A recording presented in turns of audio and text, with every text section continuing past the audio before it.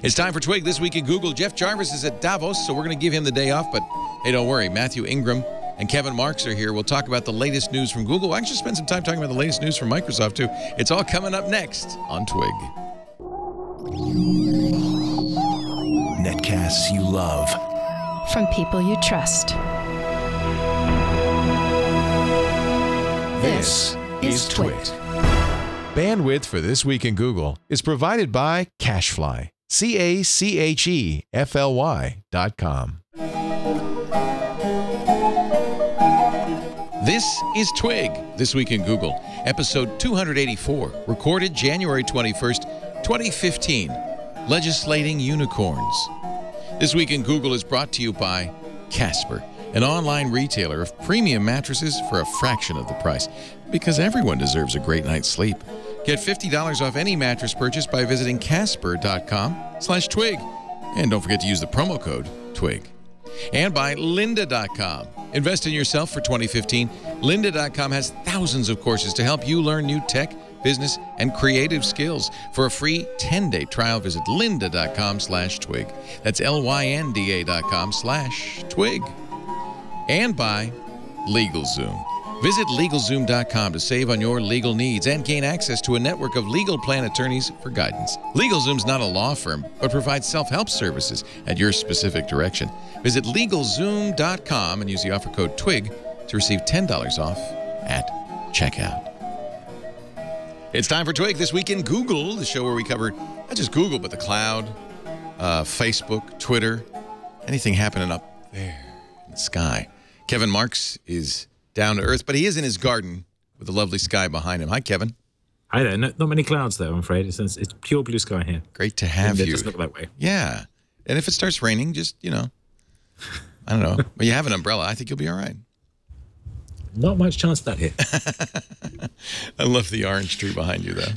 Also with us from Canada, where it's not quite so balmy, Mr. Mathew Ingram, gigaohm.com. Yeah. No orange trees in my backyard. No orange trees in your backyard, but there's always a place for you if you want to come down here. Mathew writes for GigaOhm, and both of us have been talking before the show about, I think, the biggest story of the day, which has little to do with Google. Actually, in some ways, might have a lot to do with Google, which is Microsoft's Windows 10 announcement, which we've been covering live most of the day. Just the shorthand version of this. Microsoft has announced that it will be giving away Windows 10 when it ships later this year, probably the fall, to anybody running Windows 7, Windows 8, or Windows Phone. And that, in effect, what they'd been talking about for some time, One Windows, is going to somewhat come true, that there will be universal apps that will run across all platforms. There'll be a form of, Microsoft calls it, continuum, but it's really like Apple's continuity that allows you to run apps across all of the different platforms and the data the same way. They also announced, and I think this will get a lot of attention, a holographic, they call it the HoloLens, which I guess is designed to be used by hollow men, with apologies to T.S. Eliot. The HoloLens is a heads-up display, which offers 3D holographic images, in your field of view as you look around. It is being used apparently now by JPL at NASA to help scientists who are designing plotting the plans for Curiosity, the Mars rover, literally walk around, mark rocks, say, hey, go get that. Here's what, pretty amazing uses. That's going to get a lot of attention, but I think really the big story is kind of a revitalized Microsoft under its new CEO Satya Nadella. And there is a Google angle here, because very early on, at the very beginning, Microsoft, it was Terry, I want to say Richardson, he's the Senior Vice President for Operating Systems, was speaking. He said, at Microsoft, you're not the product. And I think that's a pretty clear shot at Google, Facebook too. They were cancelling the Scroogled nonsense. They did cancel the Scroogled. I think this is really the new Scroogled, which is not to go after Google in advertising and with snark, but to go after them with better products. What an idea. What a concept. They showed off Cortana, which, of course, is directly aimed at Siri and Google's Google Now. Does many of the same things Google Now does. And, again, they emphasized, but it's in a trustworthy way. Your privacy is protected. Cortana was very conversational. I know you, Matthew, you didn't see the video either? No, I didn't. No, I know neither of you saw the stream, but the demo was pretty impressive. Very conversational. Of course, it's always hard with demos. Yeah. But it seems to me that Microsoft is looking at Google as a serious competitor and doing everything they can to bolster their product line in every way. They mentioned a new browser. They're going to, not exactly a redesign Internet Explorer, the same engine running, the same rendering engine running it, but Spartan will look very different, be much cleaner. In fact, look a lot like Chrome. I imagine Microsoft loses some market share to Chrome with new Windows users. I guess the thing that sort of bugs me about, I mean, you're right, Microsoft is offering a lot of interesting things, and the free Windows is a great way to get sort of people onto the platform. I feel like, and you could say this about Google too, I suppose. It feels like you have to pick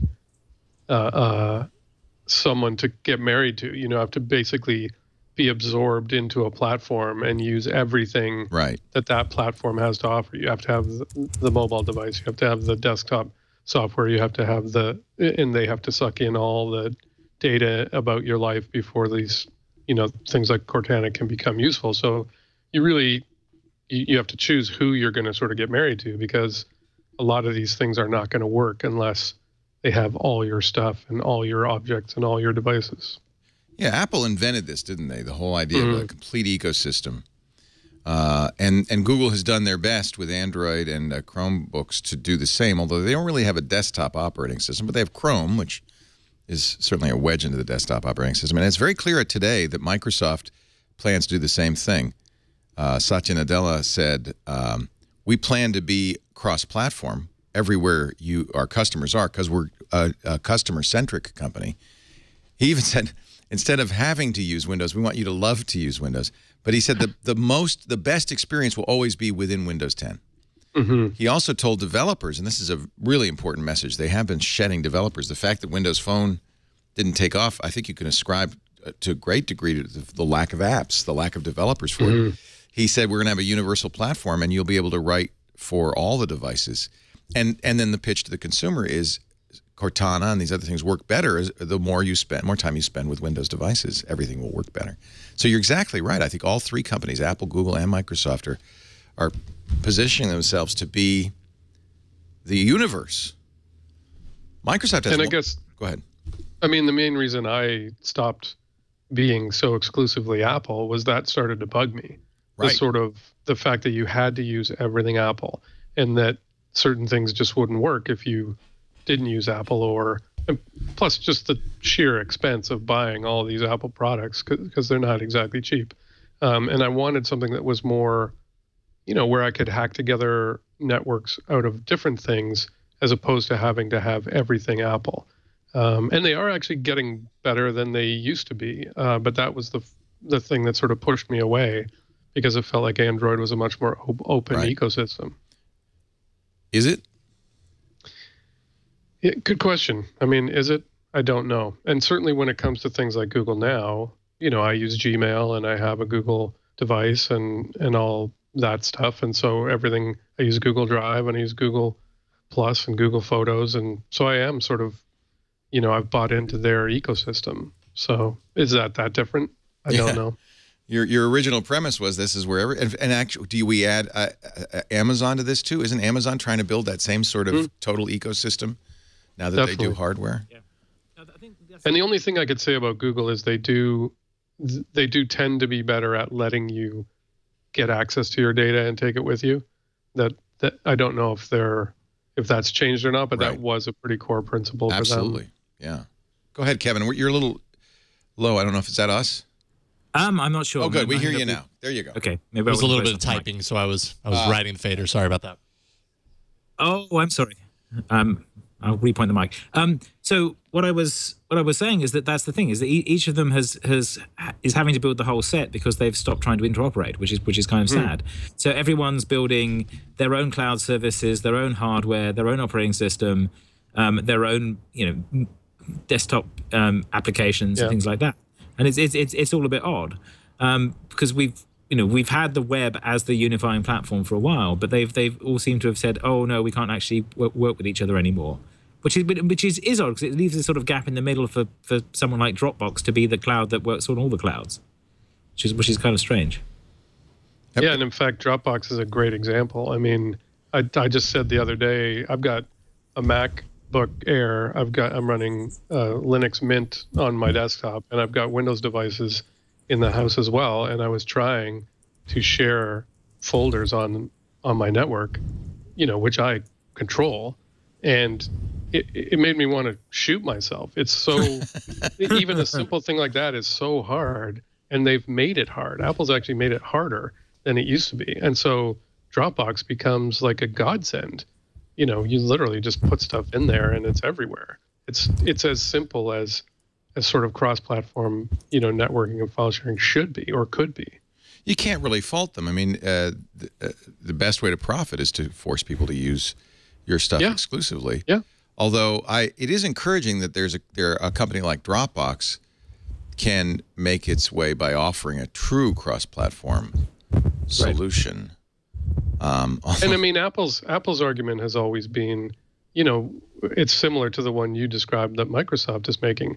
By doing this, we make it better for you, the user. Right. So your experience is better, things work properly, you don't have to worry about, anything getting damaged or your data flowing to other people, because we control the whole thing from soup to nuts, like from one end to the other. And, that's why the walled garden is such a great metaphor, because it's a beautiful garden. Yeah. Flowers are amazing. Yeah. And it's really it's clean, and no one mugs you, and you don't, and you can barely even see the walls until you get up close to them. And even then you think, this is such a great garden, man. These flowers are amazing. But, the minute you want to do something outside the garden, it's like, you can't do that. I have to say, though, I look at Dropbox and then I look at Microsoft offering unlimited storage on OneDrive, prices dropping at Google. And I wonder how long Dropbox's business plan as a storage company alone can survive. And that, yeah, I mean, I wonder how much longer they're. Kevin, you're an advocate for open. You're an advocate for, exactly the opposite of what we're seeing here. Right. I mean, so that's the thing. I suspect that we're at one end of the pendulum swing, and we're going to have another swing back to the other end. And the web is still there. It's still an infrastructure for all of this. It's just that these different companies are sort of approaching it from slightly different angles. Google was the one that was approaching it from that angle. But because as they grew, they got more locked out by the others, and so they had to build to some extent, they had to build their own operating systems as a defensive move. And they've built them as open source operating systems so other people can use them too. So the biggest OS in the world may well be AOSP rather than Google Android sometime this year. That line looks like it's going to cross. Explain what the difference is. So Android is two things. Android is an open source project that's an operating system for phones, and it's also a set of cloud services that Google provides. So if you have an Android phone that has with Google on it somewhere, or I suppose this was Nexus, so it just says Nexus, that's implied, that means that they've signed the deal with Google, they get to use Google Cloud Services.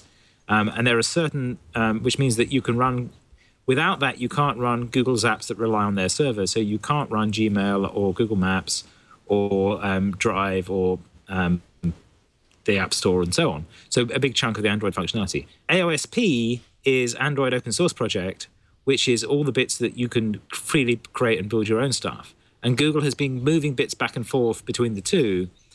So, one of the reasons you get on a non-Nexus phone, you end up with 2 copies of everything, is that you have a AOSP-derived email client and Gmail, and you have an AOSP-derived browser and Chrome and so on. And this is if you buy a Samsung phone, this gets confusing because you end up with 2 of everything. Yeah. And it's like, because Samsung has decided, okay, we don't want to be fully dependent on Google. We want to make sure we have got some alternatives. You know what's interesting? I just saw a browser benchmark. It was SunSpider only, which I think is a JavaScript benchmark, that showed the Samsung browser on the Note 4 to be literally twice as fast as the Google browser, the Chrome. And so, it is possible for Samsung to say, well, we're going to make better apps. It's not just Samsung apps, but better apps. Because they're plugged into the hardware, right? Right. They can use all sorts of things that Google can't. Apple has chosen to make its solutions barely interoperable. I mean, really, Apple is Apple. You're not going to try to use iCloud on any other platform. Google, nor would you want to. Nor would you want to. Nor would you want to. But that is a change. You know, at the point where Apple weren't the ones who are in the lead, they couldn't do that. They had iDisk, and iDisk you could use on Windows and you could use from other places because it implemented WebDAV, and there was a standard way of using it. And it was a web server, and it was great, and I miss it. And especially as I was paying the money and they delete all my files. That's not very nice. That's not nice. But they've gone the other way and said, okay, we're going to build something that works for us. And Apple has a lot of good open standards work as well. There's but the companies tend to do that work at the point where they're not on the on the largest end of the market. So one of the things Apple did to get itself out of its trough was to adopt a FreeBSD core to the operating system and a bunch of open standard stuff at that layer, and built a lot of very good networking protocol stuff and things like that, like MDNS and all the stuff that makes up Bonjour is a set of internet protocols that they helped establish. And they did a huge amount to establish Wi-Fi. People forget that now, but it was Apple who decided, yes, this is really important, and we are going to make the base station a quarter the price of anybody else's base station to ensure that people have lots of base stations, and we'll put it in by default on all our machines, so there's a reason to buy the base station and bootstrap the way up. And that created the ability for everyone else to follow along and join in. So Apple is very good at making those choices, making the integration good enough people understand why they want it, and then ramping the industry forward. You can say the same thing about USB to some extent. USB, exactly. But I think you're right that they did a lot more of that when they were relatively smaller, not the world's most valuable company, and they felt like they had to try harder. As soon as you have market share, you go, screw the other guy. Right. Why As wouldn't you? J-Dog Noonan says in our chat room, Microsoft has walls. They're just not as high as Apple's walls. That's true. Well, I think now Microsoft is in that situation. I want to point out, Kevin also has walls. Kevin is in a walled garden. Kevin's literally in a walled garden. They're fences, actually. But yes, and they're very nice. They're nice wooden fences that are only about 7 foot high. Literally. Trellises on. But yes. See? Beautiful garden. But the houses aren't very high here, so we're not actually overlooked, which is nice. So Microsoft is now in the situation that Apple was then. Right. In a way, they flip-flopped, yeah. Yep. And Google was a few years ago, where they are the outsider trying to get people to come back to their platform that they think is great. And so they're going to have to do things differently, and they are. That's one of the things that has been refreshing about the last year or so with Microsoft, is that they've been doing things like, oh, yes, of course we support running our software on Linux. And you're like, wait, what? Oh yes, our cloud will support Linux images as well as Windows images, and you're like, this is not the Microsoft I remember, and it's encouraging. And I'm hoping that we'll see more of that. And obviously they restarted browser development with IE and have been doing good work in standards there as well. So I'm hoping we'll see more of that. And the other shoe to drop there has been they've been releasing versions of Office and so on for Android and iOS. Even before they release it for Windows Phone and Windows Desktop. The Touch First Office came out on iPad, is now coming out on Android. Yeah. Still is not available for Windows or Windows Phone. Right. That's what Nadella was talking about. He says we're going to be cross-platform. We're going to focus on what the customer wants. That's nice. But the best experience will be in Windows. Is that the best we can hope for, really, in this modern world? Is there a chance, Kevin, of this kind of tricky. I mean, wonderful Google idea of open? Doing that the other way around. And Google tried very hard to put stuff out on iOS for quite a long time. And then at the point where Apple started running interference on them and cancelling apps, and they got into a huge fight about it, including the FTC, at that point they said, well, okay, if we've got to spend 6 months getting this into your app store, we're not going to do iOS first anymore. And I think they swung back a bit from that again, and they've, with the...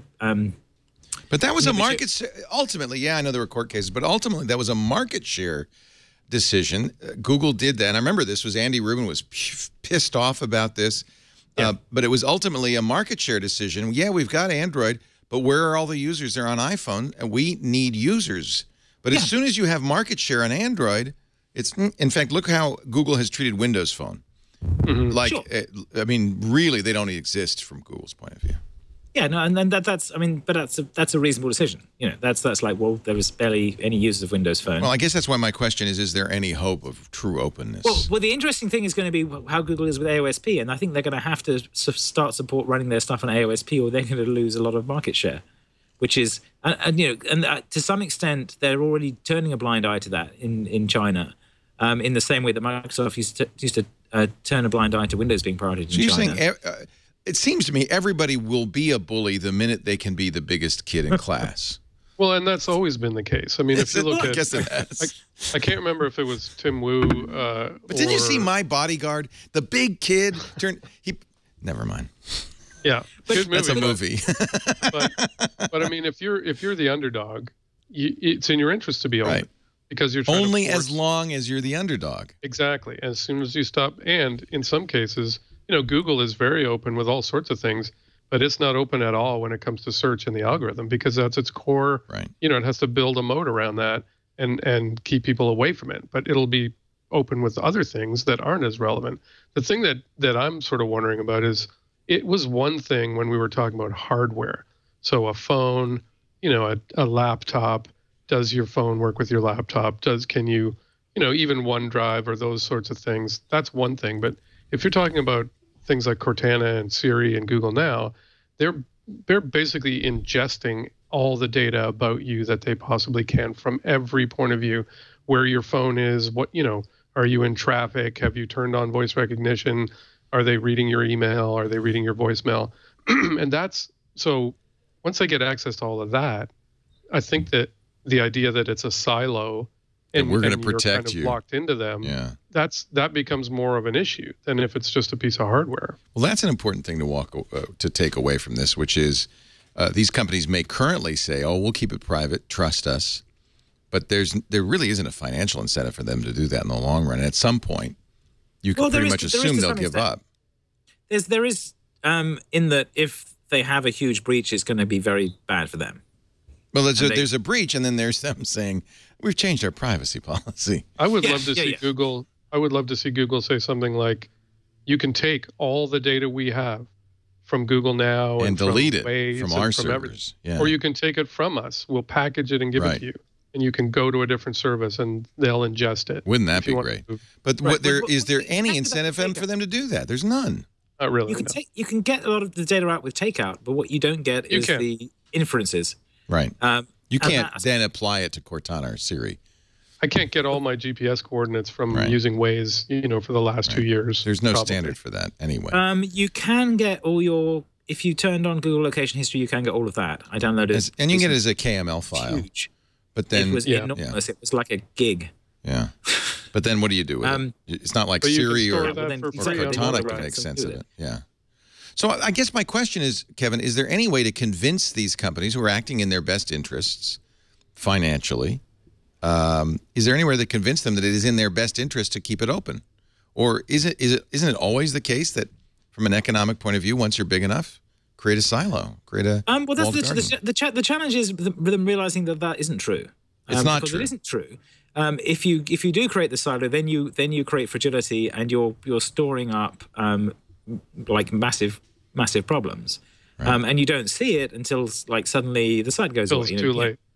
Yeah, and this is the site deaths problem. That oh, this is great. They're looking after all my stuff, and I don't have to think about it. Wait, where did it go? Which is exactly what happened to me with iDisk. It was like, great, Apple's a big company. I'm paying them $100 a year to keep my stuff on their servers. I'll be fine. I can make links to it from all over the web and do that. And then one day they're like, oh yeah, no, we're not doing that anymore. You can download it if you're quick, and all those links are now dead. And homepage.mac.com doesn't exist anymore, and screw you. Right. And I'm like, and that actually, I think that isn't some little fly-by-night startup. That's Apple. And just Apple, the other day, lack of money just from like corporate decision making. I think it was a Neil Dash said his iCloud, all of his photos, his wedding, his child, all those photos gone. So iPhoto upgrade, library not found. Horrible. Did you get? But that's just bad customer service. There's no, I mean, that's not what we're talking about here. A sensible company would not cheese off its most devoted users by deleting their. But this is the problem. I mean, this is the obvious. long-term argument for open versus closed. You know. Yeah, because you take it with you. Yeah, you own it. The fragility of something is not just is it well designed, it's also the corporate structures that own it and contain it. And so if you build something that's on the platform owned by a large company that they can take away, then you're building it on sand because they can take it away. And they've all done this. They've all deleted things and end devices. Microsoft is actually better at this than most of them because they have been a developer platform for a long time and they tend to keep things going for longer than you'd expect. But it's Google has deleted all kinds of things that we've built stuff on. Apple has taken things away too. I'm sure Amazon at the moment hasn't done that with AWS at all, and partly because its business is that, but there's the potential there they could do that. And they have done things like delete stuff for political reasons. Like they took the WikiLeaks stuff down, for example. Is it conceivable that the open source community could come up with a response to this and create an alternative to this? I think they're trying. Yeah, there's certainly open cloud, initiatives. I think it's interesting that you use Linux on your desktop, for instance, Mathew. Yeah, and one of the reasons I wanted to do that was I wanted to explore as much as possible of a more open community and a sort of more open ecosystem. The problem is it's still so much work, so you spend a lot of time, it's like building your own kit car or something. It's great, but you spend all this time maintaining it because no one can figure out how it works. 2015 will be the year of desktop Linux. I'm convinced of. No, I'm joking. I think that ship has sailed. I mean, I switched to Mint because Ubuntu was becoming such a crapped up piece of garbage. And Mint is loaded with all the stuff, the drivers. We have mobile Linux. Android is Linux. Right. It's hidden. It is actually the biggest operating system in the world now. Yeah. Yeah, I mean, Mac is Linux. Chrome is Ubuntu underneath, isn't it? So there is a sizable set of computers out there running desktop Linux. It's just that. But what does that mean from the point of view of what I was saying? Can the open source community create a credible alternative? Android is not a credible alternative to the. The problem is that users in general do not care whether something is open. Well, I mean, AOSP is a credible alternative to Windows Phone. Right, but so the vast majority of users just want something that works. Right? They don't really care whose ecosystem. They don't care what standard it operates on. And so if you can provide a totally siloed ecosystem experience and it works great, which is what Apple has done, lots of people are going to say, that's fine. I don't care that it's not open. So then how do you make them care? Well, you can't really. Well, maybe they care when their data gets deleted, and the next time they care. Well, and I think if you look at companies that have gone wrong, right? But there are a lot of people who, maybe it's Stockholm Syndrome, but there are a lot of Apple users who have been bitten by Apple's crap cloud services for years, who still embrace it, use it, and say, I'm loving this. So, again, I raise the question, is there any way that, maybe we should raise the white flag, the idea of a cross-platform, nobody owns it, non-proprietary solution. And I'm not just talking cloud, but just for everything as an alternative to the walled gardens offered by Microsoft, Apple, and Google can survive. The thing is, Kevin knows better than anyone the history of sort of open he's things been there. Like he's fought these battles. Open ID and, open this and open cloud and open, and they often get a certain amount of traction, but they don't get sort of mass acceptance. They just don't. So forget it. We should give up. Well, no, the thing is that go read a book. They do and they don't. I mean, the successful ones disappear and you forget. You don't think about them anymore. We don't think about open web, but it's we're running open source browsers on open standards, HTML and that's the best example. And open source servers as well, primarily. Yeah. So there's a huge layer of stuff that's gone there to the point, and the point is the point I was making is that the original thing about open source was it's great for programmers because you don't have to write the code that someone else has already written, and then there was this interesting interaction, which was that if you managed to convince your company to do open source software, then it was great for you as a programmer because you could leave the company and still work on it. And that was like, great, wow, that's a real advantage for me as a programmer. So programmers like that because it meant they didn't lose their like code libraries and things and their knowledge base when they moved companies. And that I think that helped contribute to the dynamic culture. That's interesting, yeah. But then the thing that then the companies at first were like, "But we're losing all this precious IP," and then they realized, "Wait, you're leaving the company and you're still working on this code that we're running, but we don't have to pay you anymore." Oh, that works for us too. What a great idea! What a great idea! Let's do more of that. To the point where we end up with stuff like Heartbleed because everyone's running the same code base that no one's actually like done a security audit on in 10 years because they've all outsourced all this to these people who are... They forgot they were even running. Somebody already wrote this, so let's just use it. Right, but that's usually a good thing. When it becomes a monoculture risk, it can be a problem. But it's generally less of a monoculture risk than everybody running Microsoft's code or everybody running Apple's code or everybody running Google's code to some extent. It feels to me like the web was almost an accident. That no one realized. Utopian period.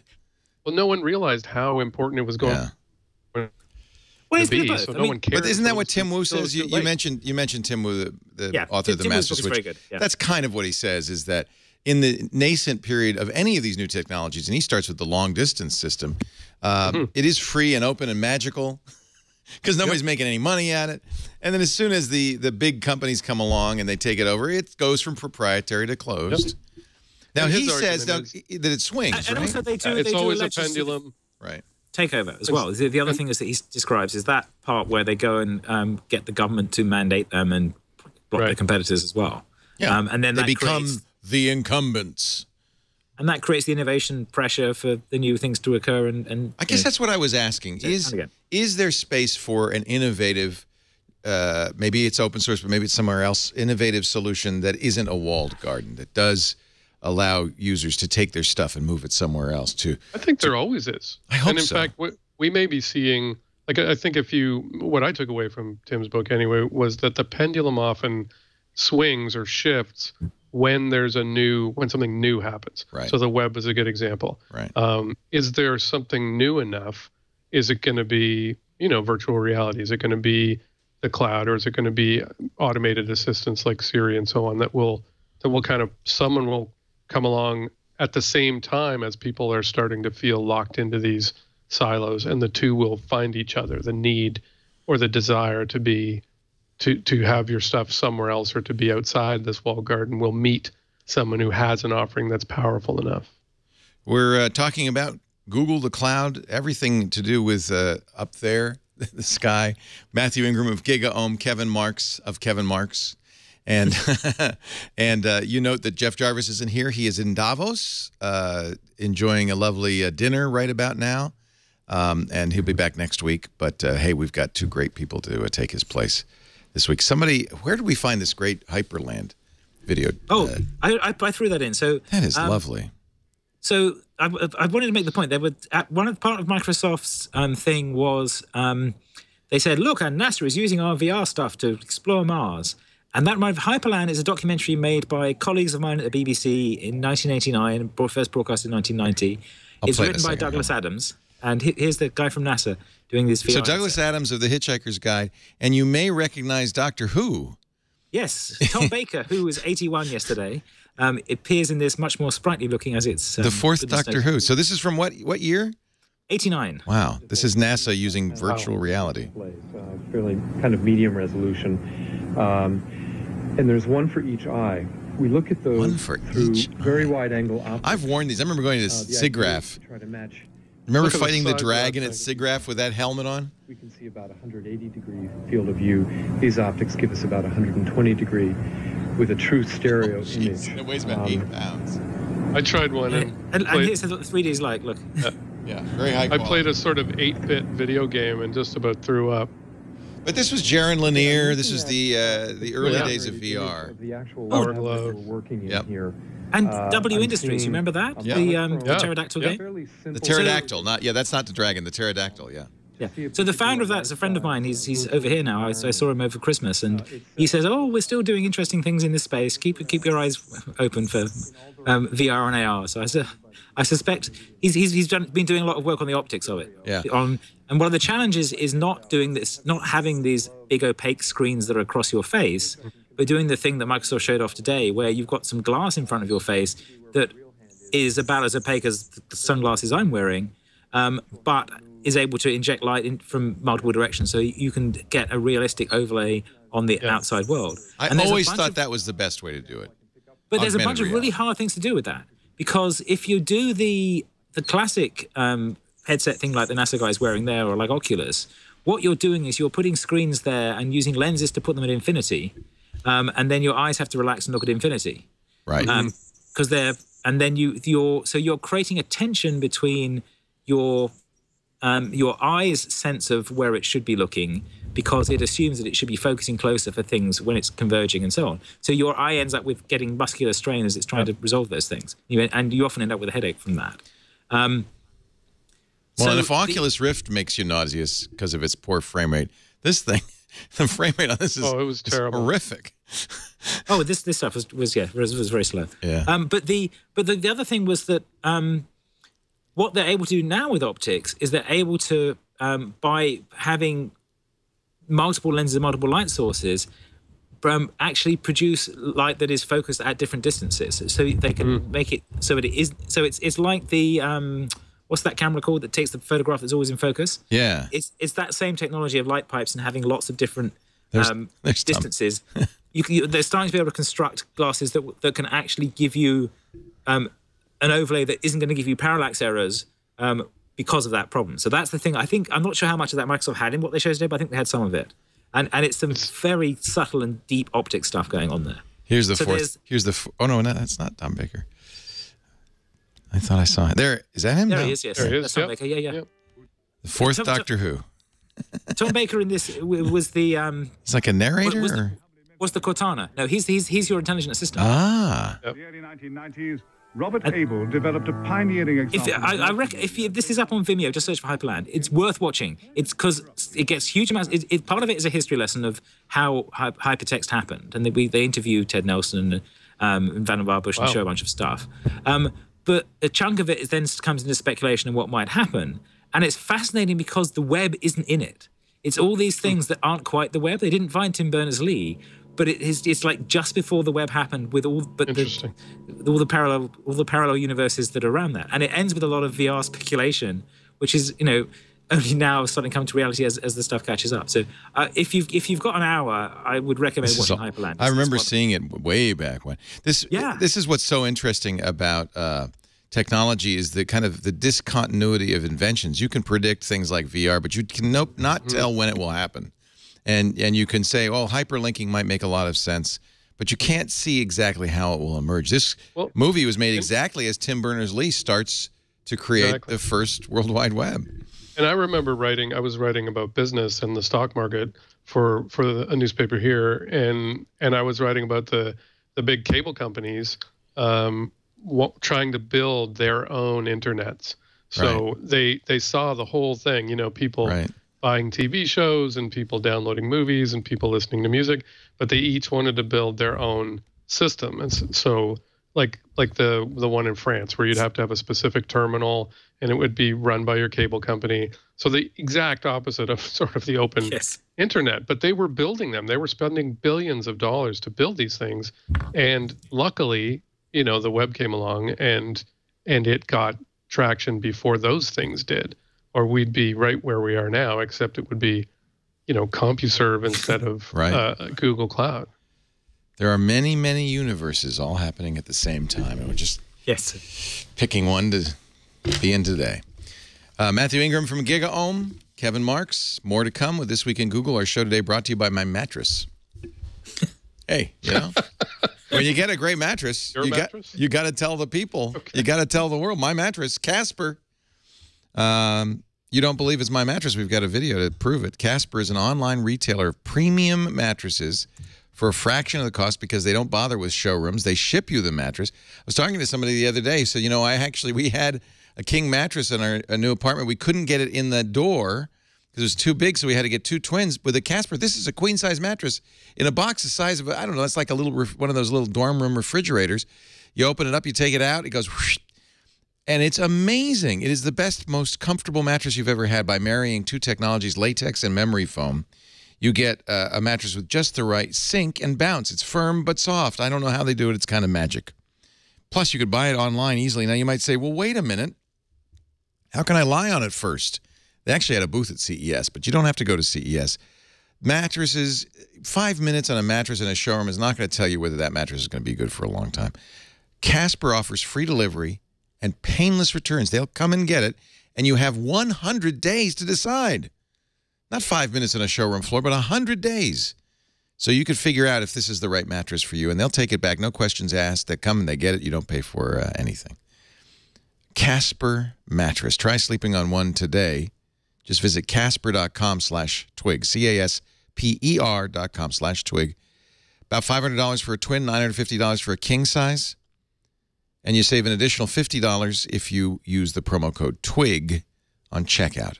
$50 off any mattress at casper.com/twig. Yet one more company that's changing the way we shop by offering a great service online and eliminating the middleman, eliminating the showroom, and saving you lots of money. Why pay for that showroom?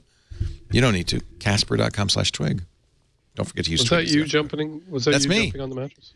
I sleep on a Casper. I love my Casper. In fact, I liked it so much I got it for my son, who's he's in a dorm room, and well, they rent a house, but it's it was like upstairs, and he needed a mattress. I said, well, wait a minute, I'll just have Casper send you one. He loves it. I noticed you were wearing the fancy pajamas, not yes. those are not the SpongeBob. No, that SpongeBob. Oh, you saw me in the SpongeBob jammies? Yeah. Next time I'll use those. Yes, those are my Thurston Howell III jammies. I actually got those. It's worth telling the story, but I got those. I did a commercial many, many years ago for Clark's Shoes, a TV commercial, in which I had to hang from a bar and drop into a bed. They were showing how comfortable Clark's shoes were. And they shot it with it was still being they were still shooting in video. That's how long ago it was. Super slow-mo camera. So, and then the bed would collapse under me, and they had all this smoke and dust would come up. And I did about 20 takes, but they got me special jammies. That's them. Still have the jammies, yeah. Someday I'll find that Clark's shoe ad. Thanks to YouTube, it probably exists. Okay, so we'll talk more about Microsoft. I think there's a lot more to say. It was a very, very significant, I think, announcement today from Microsoft. But, of course, it's very easy with these to get kind of sucked into the reality distortion field. So Paul and Mary Jo will join us just a little later on this afternoon. They're in the briefings right now, and we'll have more to tell us about Microsoft's plans for the future. President Obama gave his State of the Union last night, and there was a lot of concern about what he would say about hacking. They had telegraphed that they were going to strengthen the hacking laws using the RICO Act and racketeering laws to make it really problematic for hackers. He actually did talk about cybersecurity in the State of the Union. If we don't act, he said, we'll leave our nation and economy vulnerable. If we do, we can continue to protect the technologies that have unleashed untold opportunities, blah, blah, blah. New cybersecurity legislation, which at this point, I think after the Sony attack, might be easy to push through. And maybe that's why the White House and the FBI were so anxious to pin it on North Korea. Makes it a lot easier for them to get this legislation through. No foreign nation, no hacker should be able to shut down our networks, steal our trade secrets, or invade the privacy of American families. And this is when you know this is BS, especially our kids. Right. As soon as they mention the kids, you know. Consider the children. Hacking takes such a toll on our children. That's when you know that they're trying to pull the wool over your eyes. So they do want to raise the punishment for hacking. They do want to bring racketeering into this, which means that you could, for instance, have all of your personal effects confiscated by law enforcement, even without being charged of a crime, simply because you say we're in a hacking chat room. I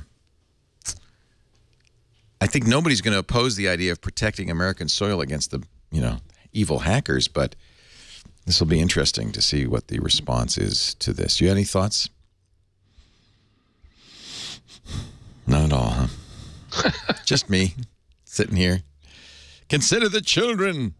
I think Kevin's talking. Kevin's talking, but nothing's coming out of his mouth. So because, yes, I'm playing whatever again. Sorry.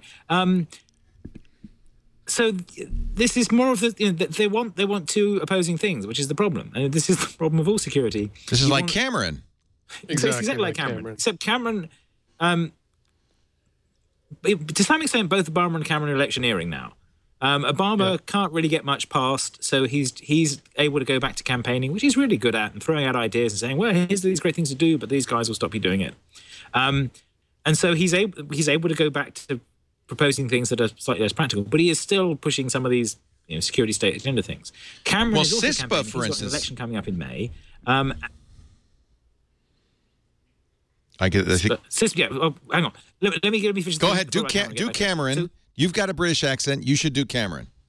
So Cameron is... He's your prime minister, not mine. So to speak.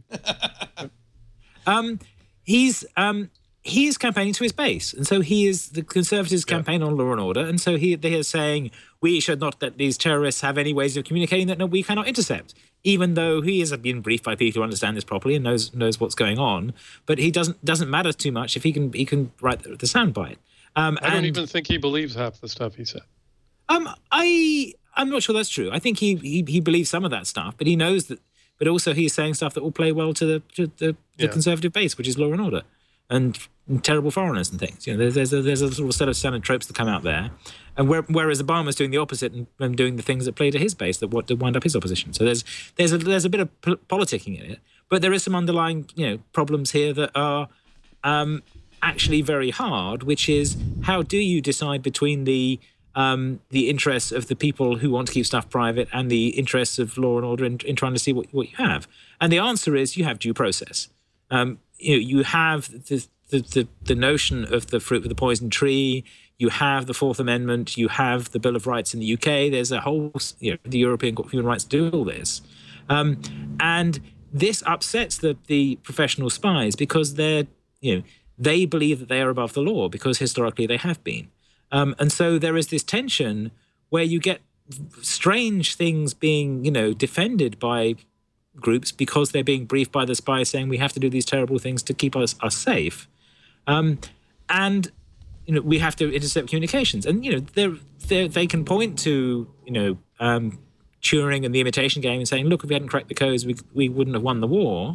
But that in some ways, and that's broadly true, but in some ways, that's also like the sort of scary mainstream propagandizing for torture that we've had in US media for the last 10 years, 15 years, as we have programs like 24 and, too many to mention, where at some point they use the plot device of this person knows something, we have to torture him until he tells us Zero it. Dark 30. Yeah. But, it's like Alias, that did it. It's not like it's not just the dark ones. It is like this is a mainstream trope in police investigations stuff as well. So there is this problem that it is very easy to write these good and evil narratives and say if they're the bad guys, then anything we do is justified. And that is what draws this in. And it worries me when the politicians are dancing along that line as well. But particularly it worries me for the encryption stuff because in those cases, it's less clear-cut than the torture stuff. Torture is fairly obviously appalling, and they to some extent they understand they're defending something completely appalling, and therefore they have to assume the lack of humanity in the other to do this. So the American sniper debate at the moment is literally about Clint Eastwood making a film that presents all Arab people as subhuman, and therefore this guy is justified in shooting them on sight. And that's pretty much the message of the film. And it's a very well made film, and lots of people like it. And that is not that different a message from mainstream, war film, police film, whatever. That you have the good guys who are somehow impervious to bullets, but they can kill people with one shot, and that's and you don't think about that because they're the bad guys. And it is a a video game worldview that plays out as a media trope as well. And that is a more worrying one. The encryption one is harder to explain to people because it doesn't map to their experience as much. People do understand that they want their own stuff to be secure, but they do want the police to be able to keep an eye on the terrorists. And it's going to be very hard to explain this, particularly as we get to the point where they're saying you have to provide a way for us to read these messages, and the companies say we've designed it so that we don't have any way to read these messages. That was the whole point of that software update. That's why WhatsApp and iMessage can no longer read the contents because we were sick of having to give them to you lot. And it's doing the exact thing that we were talking about in the first stripe, which is damaging the customer's ability to have faith in that the company is looking after the stuff. But I got to admit, if I'm in the NSA and all of a sudden, the terrorists are using WhatsApp to communicate and I can't see it, that's of concern, right? I can understand why they'd be worried about that. Admittedly, I'm sure the people at the NSA understand the implications of what Cameron called for, but admittedly, it doesn't seem an unreasonable thing to say we should be able to see into WhatsApp. And you said if there's due process, so maybe I have to get a search warrant and go to the FISA court and say, we think that there are two people having a conversation, planning an attack. They're using WhatsApp. I want to be able to see what they're doing. WhatsApp maintains a special key in escrow, something like skipjack, where given due process, given a warrant, they can hand that key over to government, which can then read those transactions. Is that unreasonable? Part of the problem is that the FISA court and all those deliberations are completely secret, and they apparently routinely rubber. But they have to be secret, or the terrorists will know what we're doing. And by the way, if you haven't figured this out, playing devil's advocate here. Go ahead. I think there is a pretty good argument against sort of mass collection of data and surveillance that is not targeted at anyone in particular, because there's some evidence at least to show that is almost completely useless. Great article in the New Yorker this week along this line called "The Whole Haystack" by Matthias Schwartz, in which he makes a very strong case that in fact there is no value to mass collection of data, that you cannot yet use that data in any way that will help you. And what he uses as an example, the fact that we have already known almost every major terrorist attack in the last 15 years has been committed by people we already know about and are already watching. And in fact, Paris is a good example. Those were known, those people were known to police, known to the authorities, and yet still it couldn't be prevented. The size of the data is not, the lack of data is not the problem. No, exactly. It's filtering it and understanding it, and we just don't have the tools. And I think what the NSA is hoping is that they can just accumulate this data, and then eventually they'll figure out how to actually go through it and find the bad guys. But at least to this point, there is no evidence that that has occurred. Right. You'll hear a quote often from Congress or perhaps law enforcement saying 54 cases. There have been 54 cases, at least 50 threats that have been averted because of this mass collection of data. President Obama said that at a press conference. He says lives have been saved. But in this article, Matthias goes through those 54 cases, and he quotes Patrick Leahy, senator from Vermont, who says that number's plainly wrong. These weren't all plots, and they weren't all thwarted. According to a deputy of CIA Director Alexander, there's really only one example of a case where bulk phone records stopped terrorist activity. One. So, and that was... Well, also there's the fact that most of these stopped terrorist plots in the last few years have actually been organized by the FBI. There was not the NSA. Not the NSA. But no, there was an Intercept article about this, which basically they said, yes, they've stopped all these terrorist plots, except that these terrorist plots involved an FBI informant finding some loner and offering him $250,000 to go and blow something up, and then arresting him before he blew anything up and saying, look, we stopped a plot. It was like, I think you actually started a plot and then stopped it as well. See, that's progress. This is what happens when you get credit for stopping plots. It's like, we have not got enough plots. We better find Let's make some more plots and stop them. And I just don't see how, even if there were a dozen cases, which there are not, so let's say there's 5. Even if there were, does that justify the kind of routine, surveillance and breach of billions sort of human rights that we're talking about on a scale that's unprecedented? General Alexander is the head of the NSA, or former head of the NSA, by the way, not the CIA. He called it, and this is the name of the article, "The Whole Haystack," which is basically all electronic conversations going on around, not just in the United States, everywhere, at all times, forever.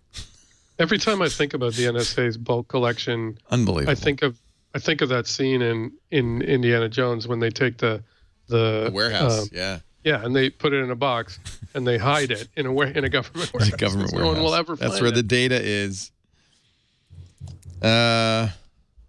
Legislating for unicorns. I don't know what this is about. I've got to read this here real quickly. This is the idea of... this is good. Should we play this video? You must have put this in here, Kevin Marks. This is from Parliament. Couldn't be intercepted. This would cause huge problems for anyone who relies on secure online transactions for their banking, for online shopping or anything else, jeopardising Britain's reputation as a good and safe place to do business. Let me get at it. Is this genuinely what the Home Secretary wants to do? And does she really want to join the small group of countries such as Iran, Belarus, Moldova and Kazakhstan in trying to ban encryption? Wait a minute, let's get that. Those are the big 4, by the way. Let's go. Let's go once more and listen to those. Which countries are doing this, banning encryption? Moldova and Kazakhstan.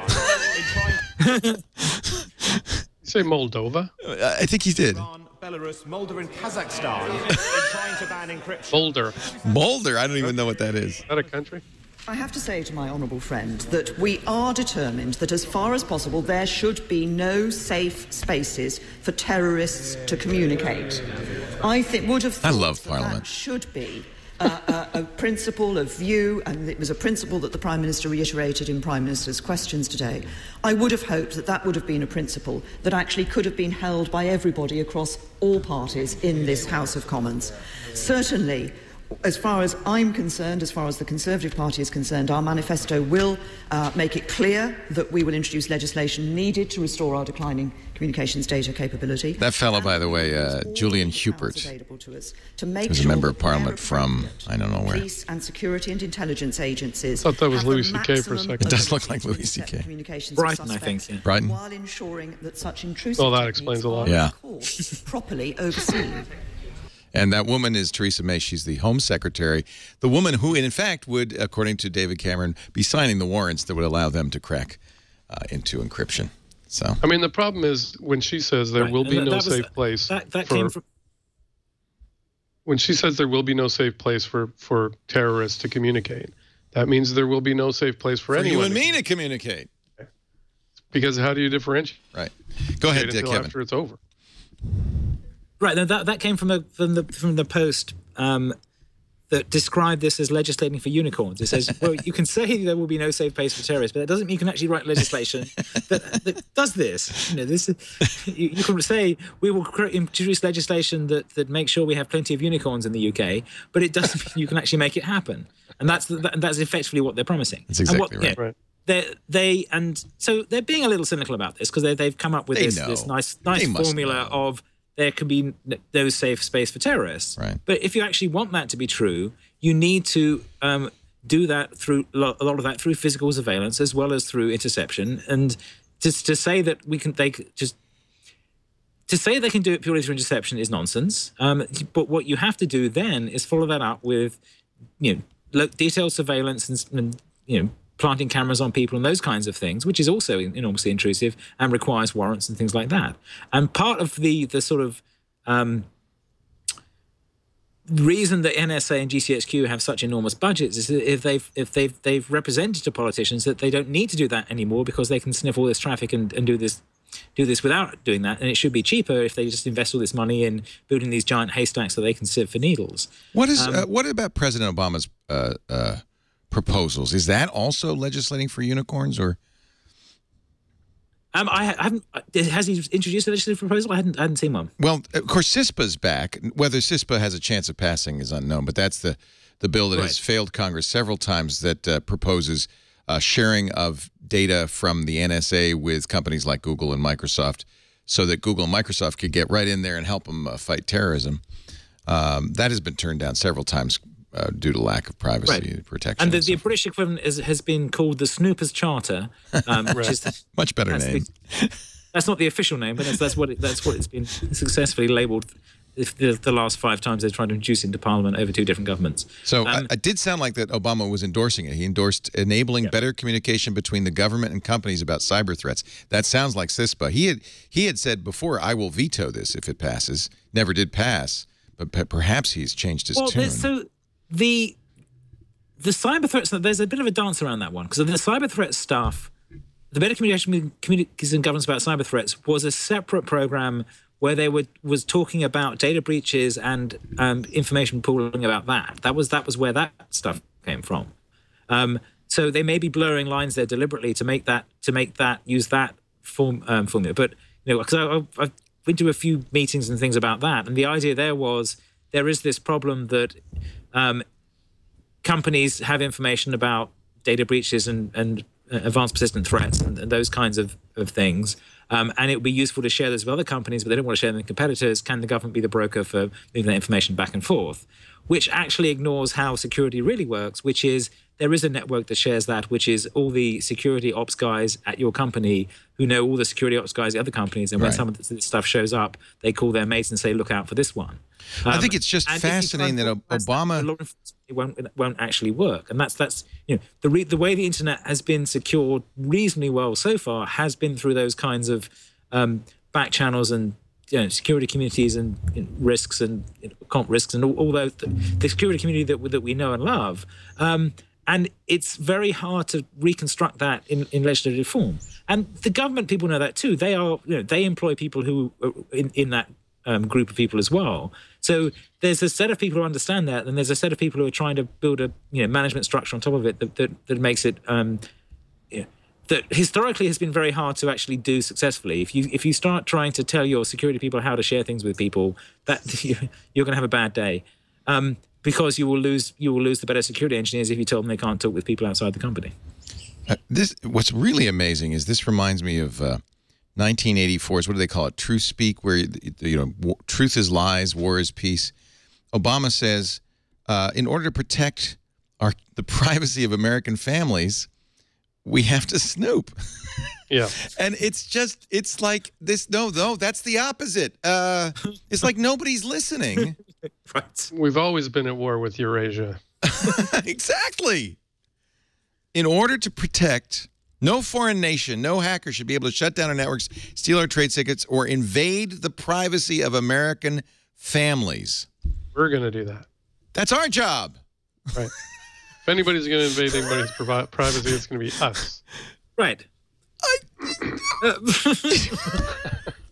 And also the other thing is the shout out there about American persons and non-American persons, because all the legislative stuff says, oh, we must protect, because of the Fourth Amendment, we can't snoop on American persons. Right. Which is has a slightly generous definition, includes me despite my lack of citizenship because I live here and so on. But they interpreted that to say, if we can assume that more than half of this conversation is non-American persons, we are allowed to snoop on it. Oh, and then we'll collect the whole thing anyway. So that was how they danced their way through that at the NSA. And they're also allowed to use a sort of best guess as to whether someone is a foreign citizen. So if you say something, if you mention Saudi Arabia, boom, you're a foreign citizen. You must be a foreign citizen. Well, I'm sitting here with 2 foreign citizens. This entire show is being recorded by the NSA for future reference, because clearly I'm communicating with foreigners. Luckily, the NSA is collecting the non-U.S. part, and the Canadian and British governments are collecting the non-U.S. part. So that's like, right. And then they have an information sharing agreement. So this is actually true. So the U.S. Can connect information on non-U.S. citizens, and the Britons can connect information on non-British citizens. I think they connect on British citizens too, because they don't have the Fourth Amendment there. But they have an information sharing agreement, so they can share the information that they have on each other's citizens with each other and join the dots up. So that's how they circumvent that particular. Reminds me of a great novel and later Sean Connery movie called The Anderson Tapes. Sean Connery creates a plan to rob every apartment in a large, wealthy apartment building. And as soon as the robbery happens, all the law enforcement agencies that have been tapping every phone immediately erases all records of this thing being planned. They don't want to. I don't know. We were listening, but we don't want to have anything to do with it. I should point out that there's an even more sinister nexus, that between Hollywood and content creators who would also like to use these laws to protect copyright. And there's been no attempt by the federal government to separate the interests fighting terrorism with the interests of fighting copyright. When they talk about hackers, that's just as much people stealing HBO Go passwords. Yeah. And we've seen that from SOPA and PIPA and even before. Copyright maximalists and sort of, massive content empires are more than happy to cozy up to whatever it takes to get sort of strong legislation passed. And if they want to kind of foment fear about terrorists and so on, because that's what it takes, they're more than happy to do that. They want to add racketeering, any act which is indictable on any of the following provisions, et cetera, means that, if you share your HBO password with somebody else, you can get 10 years, and they could take your house. And it merely relies, at this point, we're merely relying on the goodwill, on the kindness of the court system to keep that from happening. And if you breach the terms of use of a website, that's effectively hacking. Such person's interest in any property, real or personal, that was used or intended to be used to commit or facilitate the commission of such a violation, any property, real or personal, constituted or derived from any gross proceeds, all of this goes to law enforcement. In fact, even without an indictment, if you're a co-conspirator. Unbelievable. Unbelievable. And so these are the proposals the White House has put forward to protect us and our privacy against them foreigners. And while we're at it, let's just shut down all the BitTorrents too. And it's going to be the same as before. It was if you had tools that would allow you to break encryption on a CD or a DVD, that was a crime. If you have encryption tools that will allow you to protect your computer from snooping by the government, that will be a crime. I think that still is a crime. That's Section 1201. Cory Doctorow just announced that he's going back to the EFF to try and get that repealed. That was good for him. Today saw that. Good man. So that's encouraging because he was the EFF's international ambassador for goodwill or whatever. I don't know his titles. He did wonderful. Basically, he would go to all these DRM meetings and understand what was going on and write it down and publish it. And also like gather all these like drafts and things that that they were trying not to publish and publish them. And so that was a big part of like stopping this stuff being much worse than it is. Cory Doctorow and the EFF aim to eradicate DRM in our lifetime. That's a good goal. We pledge before this decade is out to eradicate DRM. In fact, they even use a rocket ship, Apollo 1201. They clearly understand the reference. A mission to eradicate DRM in our lifetime. Well, good on you, Cory. Cory is so well-spoken, so smart. I agree with him. Absolutely, 100%. Although I have to admire, I have to point out that Larry Lessig, who for a long time this was his call, realized that then nothing was ever going to happen unless we fixed how we finance elections, and has focused everything that he can, all his efforts now on campaign finance reform, even creating a PAC. This is brilliant. We've talked about this before. A PAC, a political action campaign, to raise money to lobby members of Congress to eliminate lobbying and PACs. You got to, it's the only way to do it. It's good for Larry. I sort of feel like Larry maybe fighting that one sort of dragon was almost too easy, and so we decided to take on an even bigger one. A little bigger. Even harder to kill. It's not enough just to get rid of DRM. Let's get rid of corruption. Get rid of corruption entirely. But he does make a point, as long as Hollywood is spending money on these members of Congress, you're not going to get anybody to do anything. And it's great if you can add the children and terrorism. Everybody wins. All right, we're going to call this episode Legislating for Unicorns, I think. Let's take a break. We come back more. We also have a mini change log, some new stuff from Not much. Not much, and I scoured. A short change. I have a change log, but okay, good. I'll save that for my my tool of the week. We're talking right now about Google, the cloud, and the Googleverse with Kevin Marks, kevinmarks.com.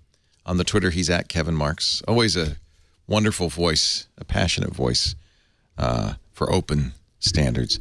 And Mathew Ingram, who covers all of this stuff so beautifully on gigaohm.com. Always great to have both of you guys on the show. Jeff Jarvis will be back next week. He's in Davos, probably snoozing right about now. This is This Week in Google. Our show today brought to you by lynda.com. A nice way to learn the stuff you need to know to get as smart as these guys. Maybe there millions of people around the world use this. Over 4,500 courses with topics like web development, photography, visual design, business, as well as software training like Excel and WordPress and Photoshop. All their courses are taught by not only experts in the field, but great teachers. It's a nice combination. They're shot beautifully. They're not like kind of junky YouTube videos. They're really great. Plus, they have full transcriptions. So if you're looking at a course at lynda.com, you can see what each chapter holds. You can jump right to a portion of the content, which makes it very easy to get exactly the information you need. You're going to love it. You can learn everywhere, too, on their iPad app. They just got a new iPad and iPhone app. Android app. It works with Chromecast, Kindle app. So there's no limitation. You can watch it everywhere you go. I'm taking a course on Swift, the Swift programming language, the new Apple language. That's the other thing about lynda.com. They're fast. They come up with new stuff all the time. Up and running with the Google Cloud Platform. That's a course. Simple Android development tools. That's a course. There's a weekly series called Small Business Secrets. That's Dave Crenshaw's great. He's like a small business coach. His great course on accounting, marketing, management, things like that. I love lynda.com, and I think it's a great deal because you pay once and for each month and get everything, the run of the place, all 4,500 courses, and there are new courses added each and every week. Hadoop fundamentals. I wonder if Mary Jo Foley has studied that. I have to say, we've got a special deal that's pretty good. We're going to give you 10 days free when you go to lynda.com/twig, lynda.com/twig. You'll get unlimited access not only to every course on Lynda, but including access on your iOS and Android devices, but you'll also get new courses as they're added each week, and they're always adding new stuff. Lynda.com. You can learn it. How much can you? There's Lynda. Oh, no, I'm sorry. That's Lynn Langett. That's the Hadoop.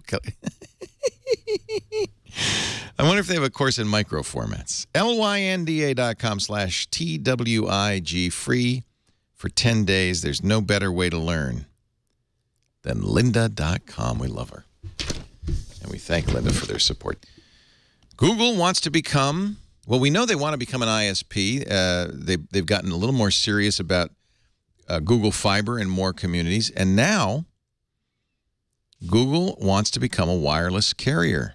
Exclusive story from The Information. In fact, let me log in because I pay for the information so I can read the whole thing instead of the little excerpt.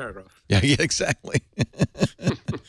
It's worth paying for if you not already doing that. Jessica Lesson and her team do a great job. I asked her, I said, aren't people going to do just what I'm about to do, which is subscribe and then read the article out loud? She said, that's all right. People will subscribe because they want to get access to it. And by the way, Amir Efrati, who works at The Information, has such great contacts at Google. He's often breaking scoops. Google plans to shake up the U.S. wireless market, he writes, by selling voice plans to consumers directly from Google through T-Mobile and Sprint. So I guess to become an MVNO. Yep. It's the latest example of how Google tries to prod incumbents to change their business to benefit Google. That's what they do with Google Fiber. Show you that it's possible to have a gigabit ISP and make money on it. Google's expected to reach deals to buy wholesale access to the carrier's mobile voice and data networks. It's codenamed Nova. Nick Fox is leading it, a longtime Google executive. And Amir says a launch this year seems likely. It makes sense in a lot of ways. I mean, I'm kind of surprised they haven't tried it before now. Disney's an MVNO. I mean, Virgin. I mean, there's so many MVNOs. It's an easy thing to do. One of our advertisers, Ting, is a Sprint MVNO. It's an easy thing to do. Well, I think there's a timing issue here because they couldn't, at the point when they were trying to launch Android across all carriers, they couldn't do this. Now, where the carriers aren't going to drop Android, they can do this. Yeah, good point. It's interesting that Sprint and T-Mobile are with these carriers already, right? Explain to me why Sprint and T-Mobile are willing to have these third parties lease wholesale data and sell below their retail prices, offer better plans. I think both of them are struggling. I guess they need to, huh? But it feels like, So there's a fixed cost and a variable cost. So the fixed cost is maintaining the network and growing it, and they want to keep doing that. And then there's a variable cost, which is running all the stores and signing people up and recruiting them and so on. And so if they can offload some of that variable cost stuff to somebody else, they're happy to do that because it helps them with the fixed cost. That's basically how MVNO stuff works. The other thing is that the reason it's those two is that they're the GSM ones.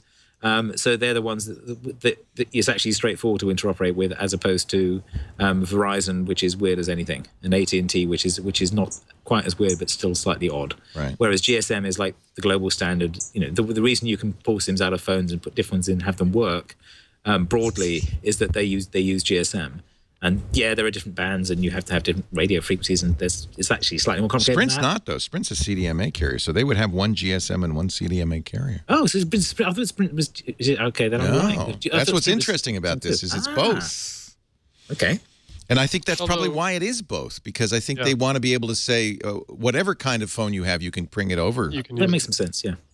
The risk, I mean, as Amir mentioned, Sprint and T-Mobile, their networks are not as robust. Yeah. They don't have as good coverage. They're the also-ran. That's why they're willing to do it. Exactly. The reason that Google has held back on this, Amir writes, is because they didn't want to upset wireless carriers. They needed them to carry Android phones. Now it's not such a big deal because I just said that. You just said that? Sorry. I just said that. And the other, but okay, then I'll add did you say this? The other reason is antitrust. Okay. I think if Google were to come along and say, why don't we just buy T-Mobile? They could do that. Mm-hmm. But the likelihood of government approval, I don't know, might be an unknown. So this is a great way to do it. And they can, and as you point out, cleverly, in advance of my insight, that now they don't have to worry about pissing off the other guy. You just said it so eloquently, I didn't understand you. They didn't want to piss off the other guys. I think I'd be tempted. It wouldn't even have to be less expensive if I thought Google was going to deal with me more fairly and have better customer service. But Google's not exactly known for customer service, are they? No. Right. But, well, it's a trade-off, right? So I had a problem with... I use T-Mobile because I think they've actually their deals are pretty good and their service is good. But I had a problem last week where my phone stopped working on Wednesday, just as I was getting on the train to San Francisco. And so when I got to San Francisco on Wi-Fi, I was like tweeting them saying, "Oi, my phone stopped working. What's up with this?" And they're like, "Oh, try turning it off and on again." It's like, yes. Yeah. What else? I've also tried taking the SIM out and putting it back in again. Yeah. It is not a physical flaw; it's a network flaw. And then after doing that with the customer service guy, I said, "Okay, yeah, you're right. I'm gonna have to transfer this to engineering. They'll get back to you within 72 hours." Ah! And I was like, and I wasn't actually going to San Francisco for the rest of the week, so I let it sit for 72 hours. But that got me to Saturday, and Saturday was like, they still haven't fixed this, and they haven't responded to me any further with updates. So I went to the shop and said, "Okay, give me a new SIM now, please." And that straightforward, they gave me a new SIM, and then it worked. So clearly, it was not necessarily the SIM, but the network's knowledge of the SIM. Right. But it's like, you should have told me to go to the shop. You have retail shops for this exact purpose. Why did you tell me to wait 72 hours for engineering to look at it? So it's one of those like, yeah. But the thing is, Google doesn't have retail shops. So if that happened to me with Google, they would have to mail me one. Erica G in our chat room says she has Google Fiber and the service is excellent on Google Fiber. So Google has figured out in a consumer-facing business, at least, how to do it right. Presumably that would apply to an MVNO. And I wonder whether, would they be prepared to help Sprint and T-Mobile with their networks? I mean, if Google has lots of people who understand networks, lots of people they've got tons of fiber, maybe they can actually help improve those services. Intriguing. And then buy them. Well, I think that's got to be The ultimate goal is how can we just buy them? The head of Deutsche Telekom was flying a kite about selling T-Mobile this week as well, wasn't he? Yeah. So I saw something They've been trying to sell that for ages. Remember SoftBank was going to, or was that Sprint? Yeah. Wasn't SoftBank going to buy them? And then there was Sprint T-Mobile merger. And, But historically, the U.S. government has not looked too kindly on these things. They don't care if Comcast and Time Warner merge. That's fine. Apparently, telco lobbyists are not as effective. But Google buying T-Mobile would be less of an issue because it wouldn't reduce competition. They're not in the same business. Yeah, they're not in the same business. I mean, it would create vertical integration, which is another kind of problem. But that's they're less worried about these days, I think. I'd be all for it. Sprint, not so much. Not so crazy about Sprint.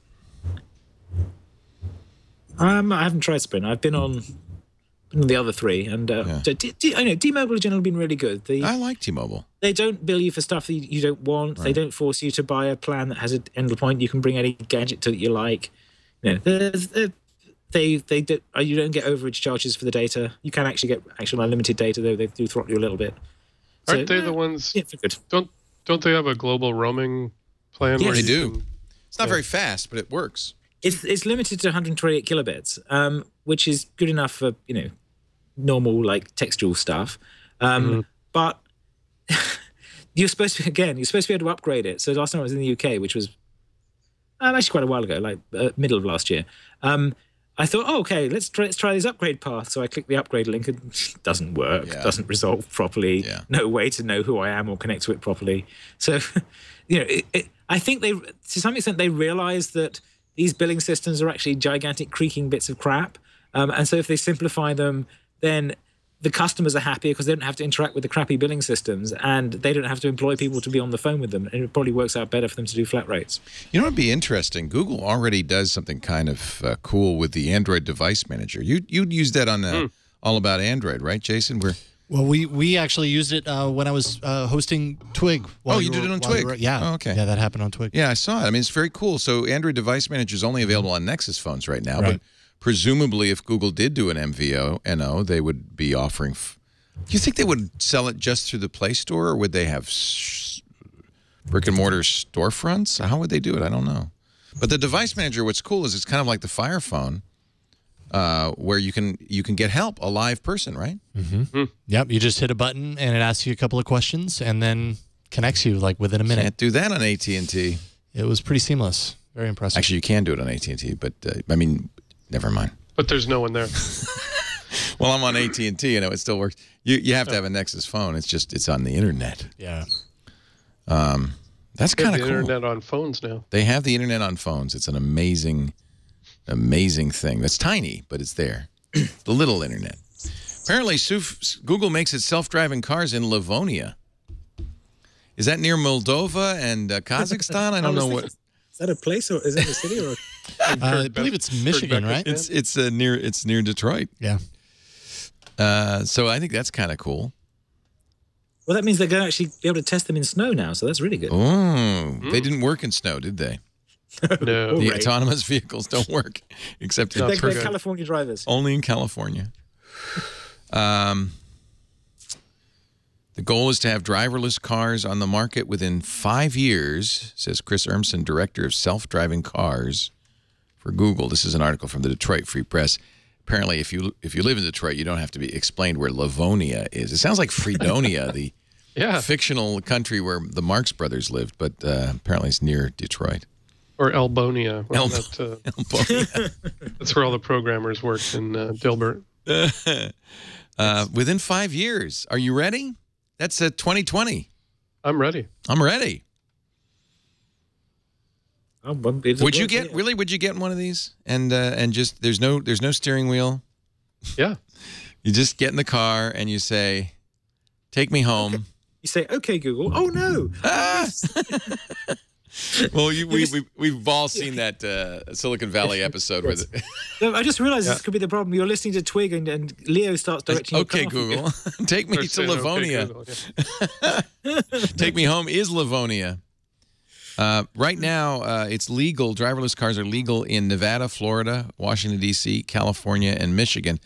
I think, though, I may be wrong, but I seem to remember it was for research purposes, not just, you could take it out on the road. You can't just You can't just get in your autonomous vehicle and drive around. I think Google's going to have to come up with like the one they have now is cute and everything, but I think they're going to have to come up with something a little more Jetson style or, Tesla style for a bunch of people to bother getting in. That is fairly Jetson style. It looks like a little, yeah.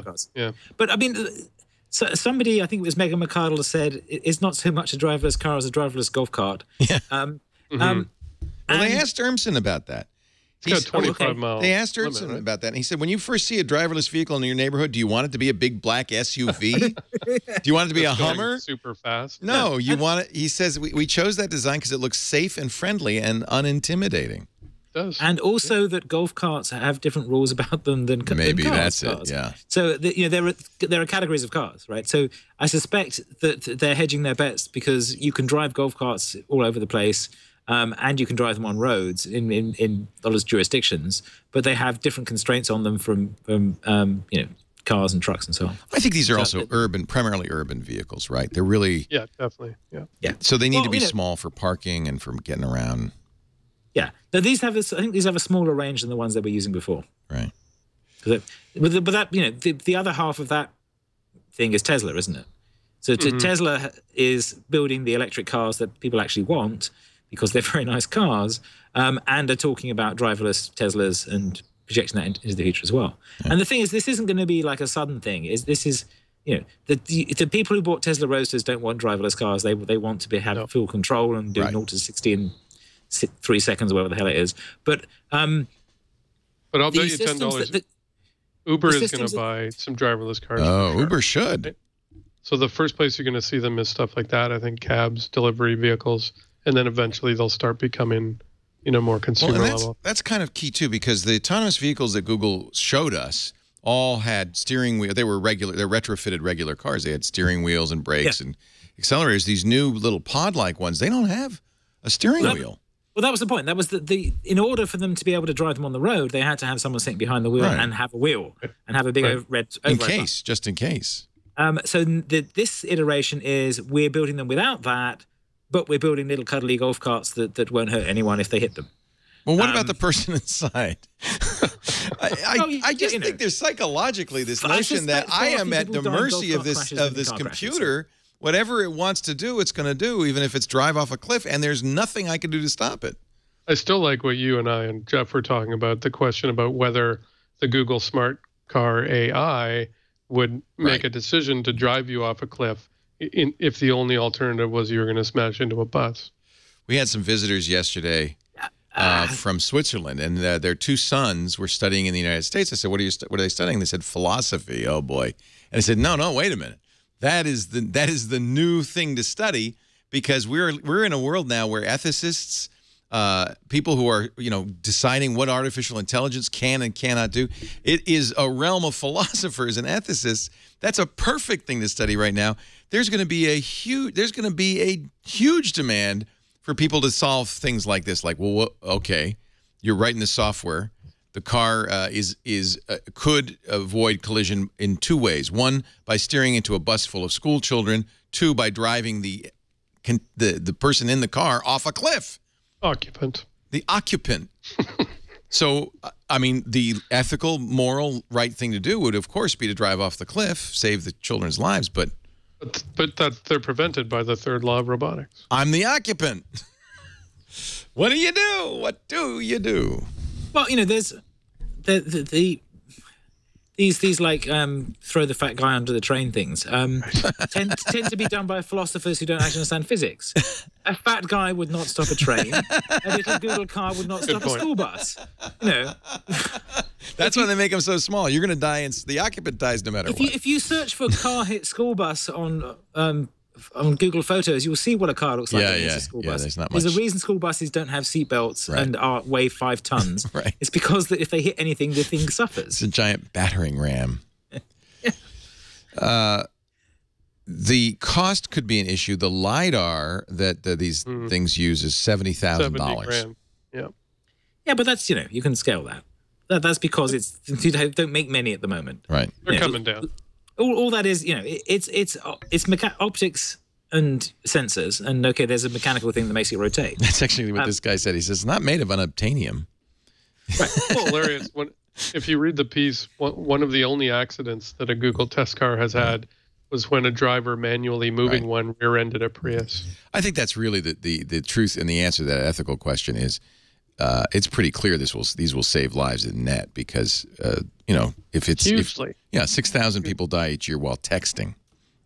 But that was the point I was trying to make with the Teslas is that, and we've already seen this with cars, is that this isn't a once for all change to driverless cars. It's an incremental change. Right. The cars do more. The deaths from cars are down a lot because the cars have more and more stuff built in now. They have lane following. They have overtaking radar warnings. They have a whole set of ABS systems and things that can detect what's going on. And there's more and more computation going into the cars to make them safer.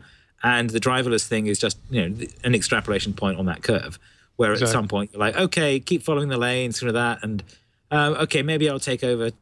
And also parking. Parking's the one that you can just press a button and the cars will do that now. So there's a whole set of cars that have pieces of this where they've solved a small part of the problem space. And the question is, can you solve the entire problem space? And at the moment, it's hard, and it requires basically Google to scan the entire road in 3D 3 times and decide which bits are permanent, which bits are temporary. But that may change over time as they get better at this. But the thing is, of all the things to try and solve, it's not that high a bar. There's so many people are really bad drivers and crash cars into things so many times that it shouldn't be that hard for them to do a bit better. To do better. But I think there's going to be, I'll bet you, in cultural terms, there will be a huge upswing in people driving giant gas-guzzling, Chargers and it's good for the Hummer and GTOs and stuff. Yeah, because they want to maintain control over their vehicle. I own my destiny. Right. So they'll pay people to remove all the automatic, driving things so that they can drive wherever they want. Yeah, I actually have been in the self-parking Ford, and you would think that might be a little creepy. It's not. It's actually it's really cool. The wheel spins and it does the whole thing, and it does it perfectly. And admittedly, that's not the same as driving down the road, but I think we can get used to this idea that the car drives itself. We might even like it. Google is now a more trusted source of news than the websites it aggregates. That doesn't surprise me at all. This is something the delegates at the World Economic Forum in Davos will see. This is from the 2015 Trust Barometer. Search engines are now more trusted than news sources. Traditional media on this graph, the blue, red is online search engines, and the line has crossed. And by the way, online search engines don't just beat traditional media. They beat whatever hybrid media is, social media and owned media. I don't know what these other things are. But I actually had a friend who used to be in the newspaper business say that he didn't understand these results. He said, how can the aggregator of something be more trusted than the thing that produced the content? And I said, it makes perfect sense to me. Because if you go to a single news outlet, you get their news and their version of the news. If you go to an aggregator, you get news from all over. And presumably you get a broader sample. It's more objective. I think it depends how you ask it. Because if you ask, do you trust the media, then you'll get a no. Then you get a no. I trust Google more. But if do you trust this particular media outlet that you're a big fan of, whether it's Fox or MSNBC or whatever it is, then you'll get a different answer. Because people people still do people buy the media or subscribe to the media that reinforces their worldview, and they will like those ones more. Right. And actually, Emily Bell and I had this conversation about when trust came up before. She said, some of the best newspapers probably wouldn't score high on the trust ranking because lots of people hate them because they are continually coming up with investigative stories about how they keep goring my ox. The country are corrupt and whatnot. Yeah. So, of course, people would say they don't trust them, and yet they're clearly better than some of the other ones that people, fans of Fox News, would say, oh, yeah, I totally trust Fox News because it tells them what they want to hear. But that's a good point. If you use an aggregator, you're going to see them. I think see them all. I think we all use aggregators now. I use aggregators. Sure. I don't go to the New York Times site to read New York Times articles. And in fact, that's whether it's Twitter or Facebook or Flipboard, Flipboard, or all these tools. The default, I think, for lots of people is I want to see information from more sources. So the idea for newspapers, at least, that your app is going to be so good that people will just download that and then they'll just pay for the stuff that comes from your news organization it's farcical. Like, people just aren't going to choose that, I don't think, or not enough of them. Well, what they're doing is they're saying, okay, we've got to, they're starting to realize this and starting to say, we need to build loyalty, and we'll give you things and make you feel special by being part of our club, which is, I think that's certainly something Jeff's been promoting to them. But sure, that's kind of what we do here. I mean, we're not the only source of tech news by any means, and actually, in a way, we are an aggregator, aren't we? Yeah. We aggregate news from a variety of sources, sure, and it's the commentators that we add.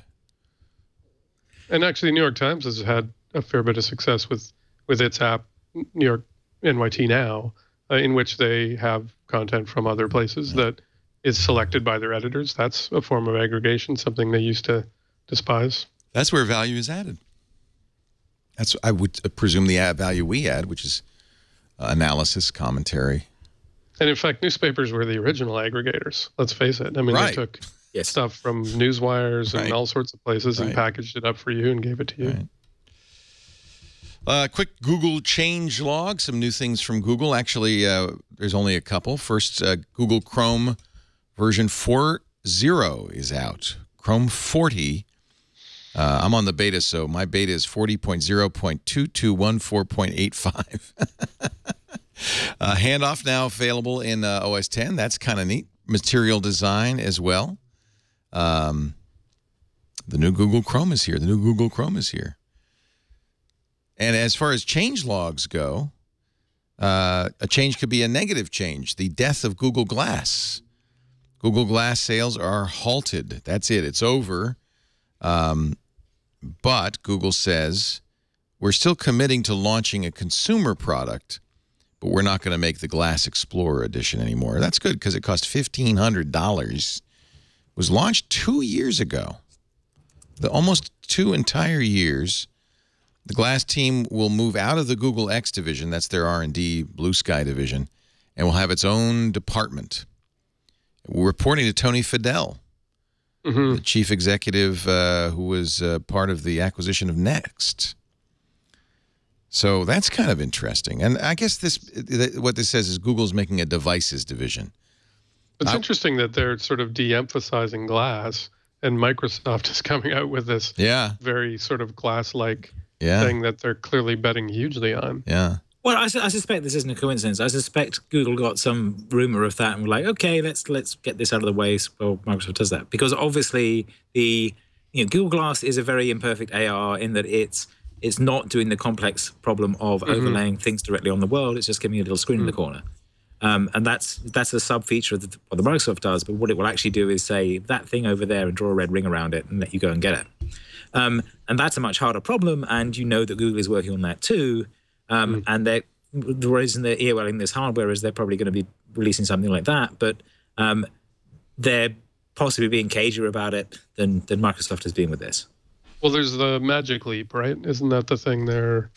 The sort of Oculus style. Yeah. Yes, they bought Magic Leap. Yes. It makes sense that Google would separate all of these into a device division. I think Magic Leap is more like the stuff that Microsoft showed because the Microsoft stuff was built by the people who did Kinect, and a lot of that is about the 3D sensing and getting that stuff right, and Magic Leap is that piece of it, not the 3D rendering side of it. Okay. Magic Leap was a $2 billion startup that was basically in stealth.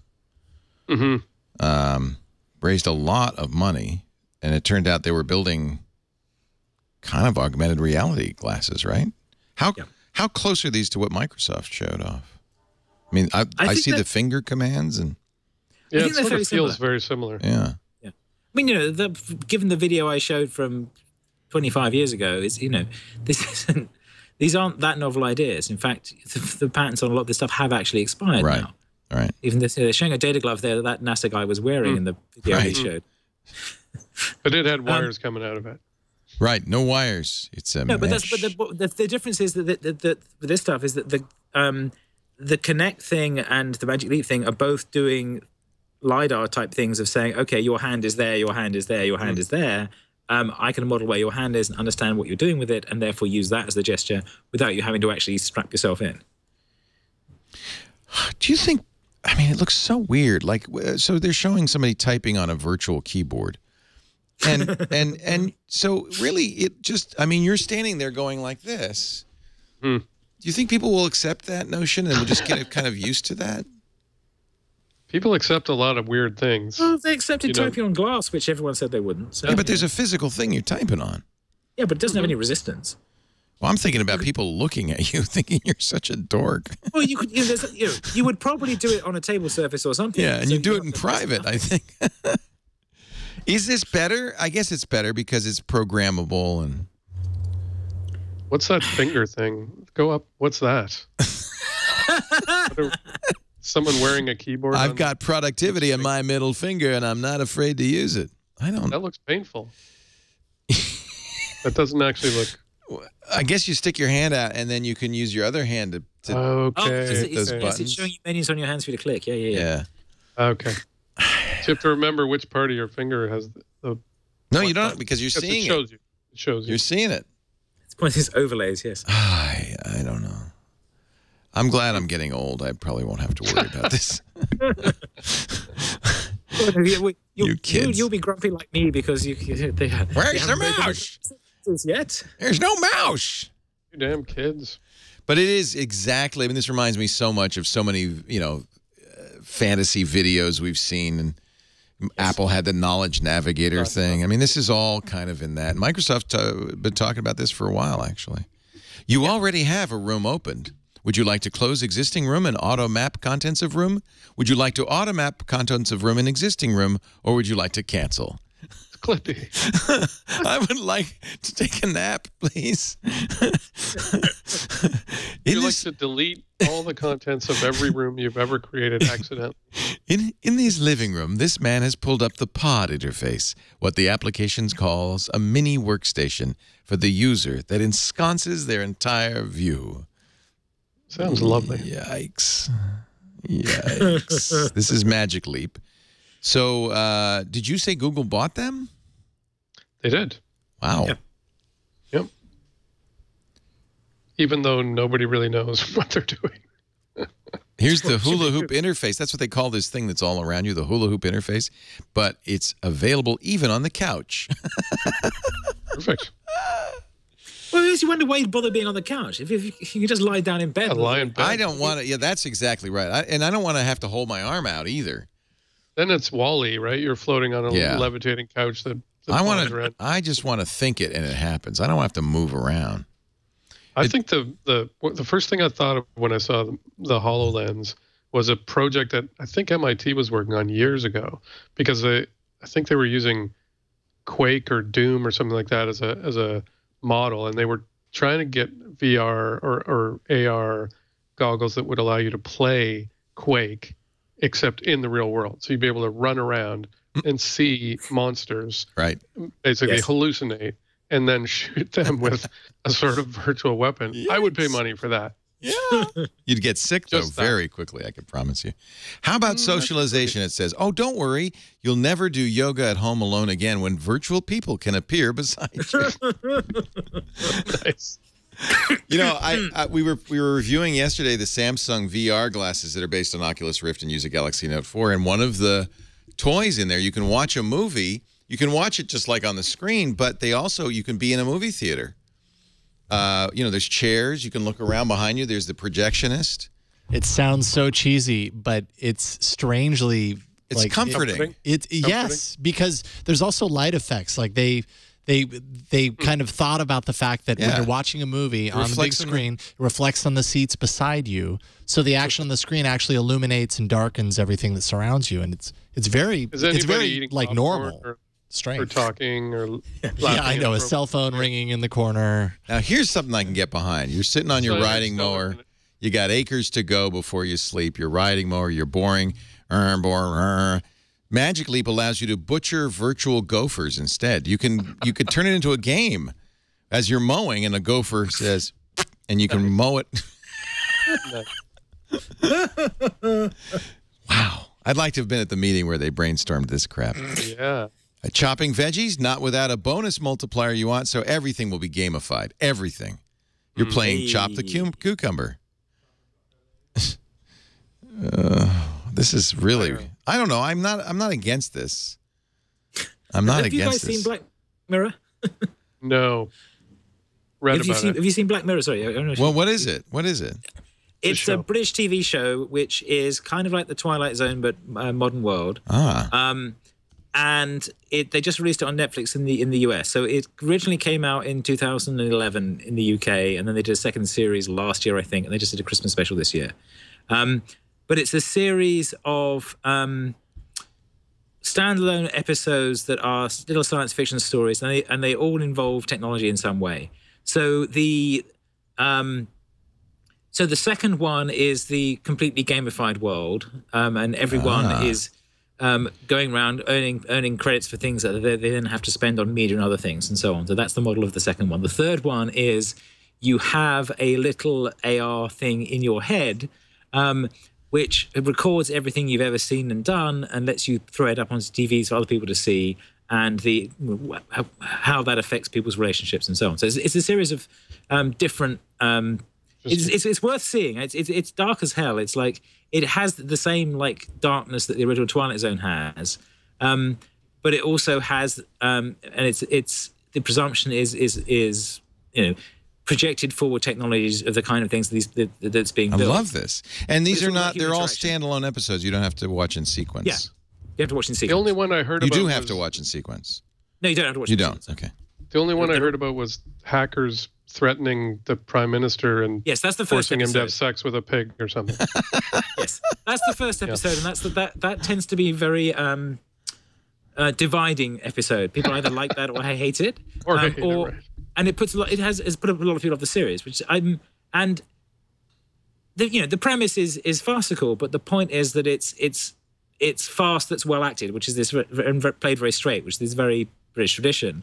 And the actors in it are brilliant. It's Rory Kinnear, who won like the Best Actor award last year. Is John Hamm in it? John Hamm is in the Christmas special. Yes. Mr. Mad Men. I must admit the first one, the description put me off, so I have not watched. But the description you gave sounded fascinating. If the description puts you off, then don't watch that one. I mean, necessarily, because it may put you off the whole series.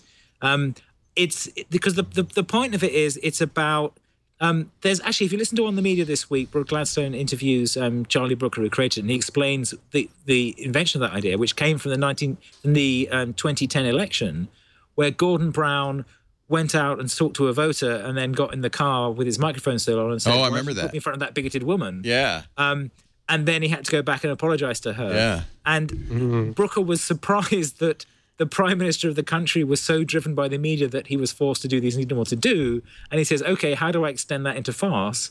And came up with this concept for that. Yeah. And so if you know that context, it makes a bit more sense. But it is very much that one is in that sort of uncomfortable Dario Fo territory. The others are more, and it's that one's not directly about technology, really. That one's about media and people. I mean, it is because society.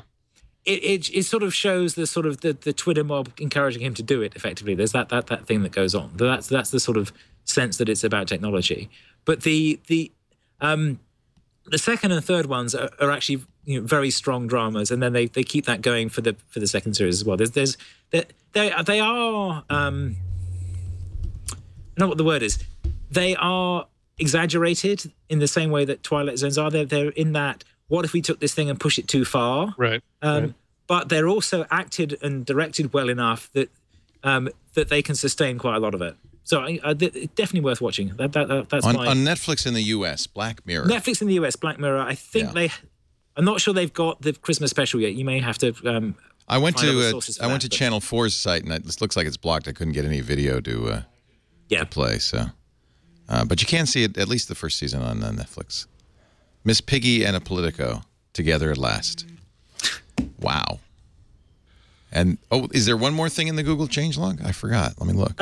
There's I think 3 of these are the same. So they did a new Google Knowledge Graph thing. Yes.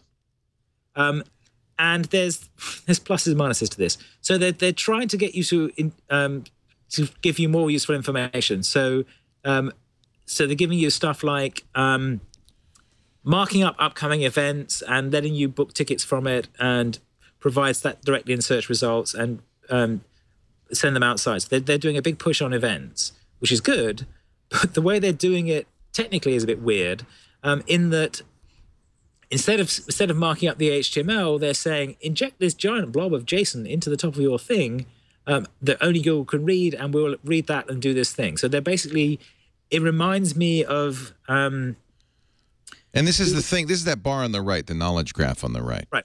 So I just searched for Beyonce, and my God, I mean, you get songs, you get her social media profile, you get recent posts, and if she were on tour, which apparently she's not, you could even buy concert tickets. Yeah, I'm not sure who's actually on tour at the moment. But yeah. Who's on tour? Midge is on tour, but he may not be big enough. Midge, wow. He played San Francisco last weekend, and there's a flashback. I know that he's on tour. I was like, should I go to this? It's okay. I'm not sure I want to go to San Francisco that much. But... Grateful Dead are coming back. The Grateful Dead's reuniting, yeah, even though one of them's dead. Upcoming events. So he's playing in Halifax, Canada, New Haven, Connecticut, and some.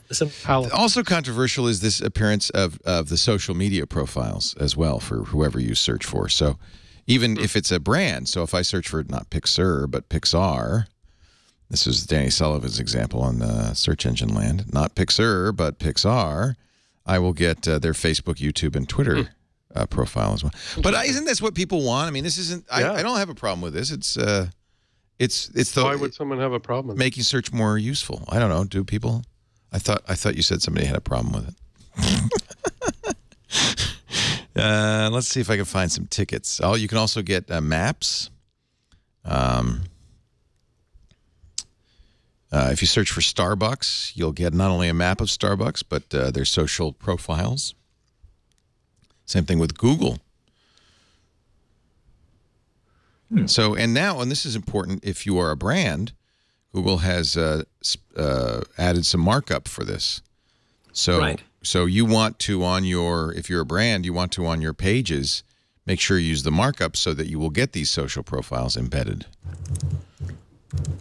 Structured markup, and so this is markup is one of my hobbies. So, yes, I know. The way they're doing this is really odd.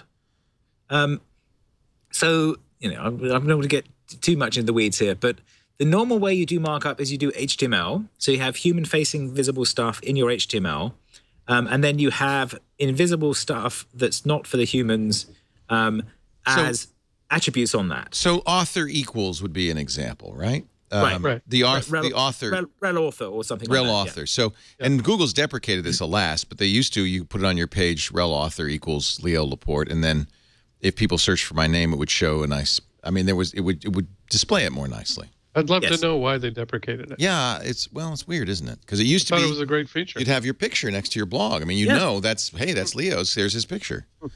I think we all like that, and they decided it didn't help people click through the things they wanted them to click through. Right. So now they're not using HTML. This is JSON, and it's JavaScript. Is that what it is? What is it? Well, it's not quite JavaScript even. I mean, this is weird. They're using JSON LD, which is a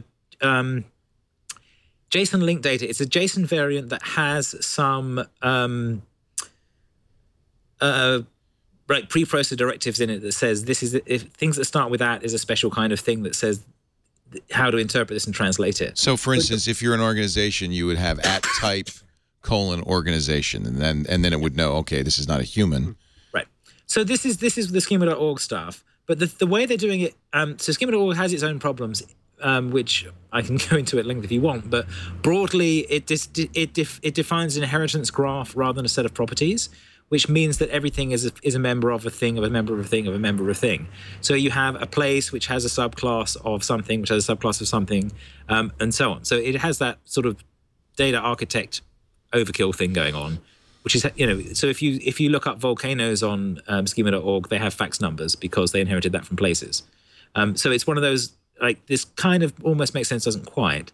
So it's a little overdone, and it's also not defined by a very open process. It was basically written up by fiat by Google, and then they have a mailing list where you can send them suggestions. But it's very unclear how you add stuff to it. If the big search engine says this is what we want, they're gonna Yeah, and they're going to win. You don't have to use JSON LD. You can also, it looks like, use microdata.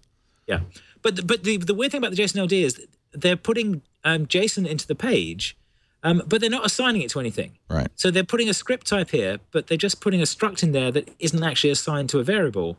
So the page can't access this. Oh, wow. It just declares a bunch of stuff that hasn't got a variable name. So it's completely for their parser. Only Google can access this. Oh, you know, the page would have to parse it. You know, the page would have to. You'd have to have some more script that would say. You have to write some script to say, look for a script with type application LD plus JSON, and then get the contents and then parse it. And it's like this. Well, surely you could embed this in a larger script, couldn't you? No, because it's got a different type. It has to be its own. It has to be application LD plus JSON. Yeah. Huh. So it's this very weird thing of like, and this is. There's a long philosophical debate about this, but this comes down to is the stuff that you're adding to this designed to make sense to the people who are looking at the page, or is it just for the search engines? Right. And the drawback of doing stuff just for the search engines is that you can say different things to the search engine than you can to the page. Oh, that's a big deal. Which is a bit tricky, and you know they're assuming that they're smart enough to penalise people who do bad things with this. Right. But what that tends to mean is the search engines decide whether you're a trusted source or not. So if you look at Twitter cards are like this. It's not quite the same syntax, but it's similar. You dump a bunch of cruft in your head with meta tags that says I'm a Twitter card and this is my URL and this is I'm this kind and so on. And then Twitter can process it and give you, if someone pastes that link into a tweet, they'll get a better preview. Except that because that's letting you inject stuff into Twitter, they will only let you do that if they've approved you. Right. So it becomes a way for them to exercise control over the rest of the web. And to some extent, this is that same trend showing up in Google. Historically, Google has been, we'll make sense of the whole web and present the results as best we can and crawl things and apply heuristics and AI and this. And this is more of we will tell you how to mark up your page and then decide whether you're worthy to be included in the knowledge graph or not. The ticketing links are done exactly the same way. So it's not that Google is creating links and then giving you a place to buy, but in fact, the artist, here's an example with Ariana Grande, the artist would use special markup to show a card that includes on sale date availability, and the link goes to your preferred ticket site. Right, but the point is that the artist will already have that on the page. So what they're saying is, okay, we gave out trying to make sense now you don't have to go to the page. Right.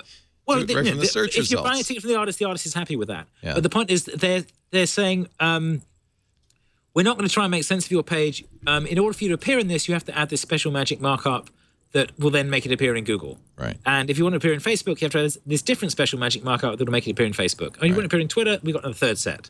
There's even a comedy event markup. Oh, this is schema. You would not believe schema.org. Yes. So a comedy is a different category than music, apparently. Wow. Yeah, well, they've got this subclass mentality. Right. So they're trying to...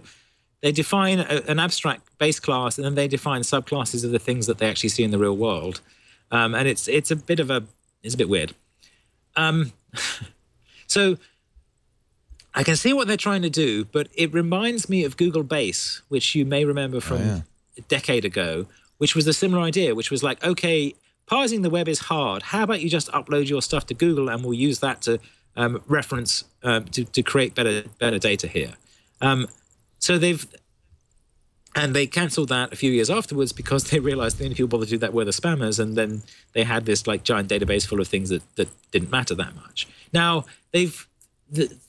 where this works is where they're in these kinds of examples where they're giving these the clear incentive. It's like, if you want to sell tickets, well, we'll make you able to sell tickets from the front page of Google before they even click through, and that's people will dash to do that. So that's probably a benefit to both parties. But what it's doing is putting slightly more control over the presentation of the web to Google, in the same way that we were discussing at the top of the show, where we haven't having this problem with the different silos doing different things. Right.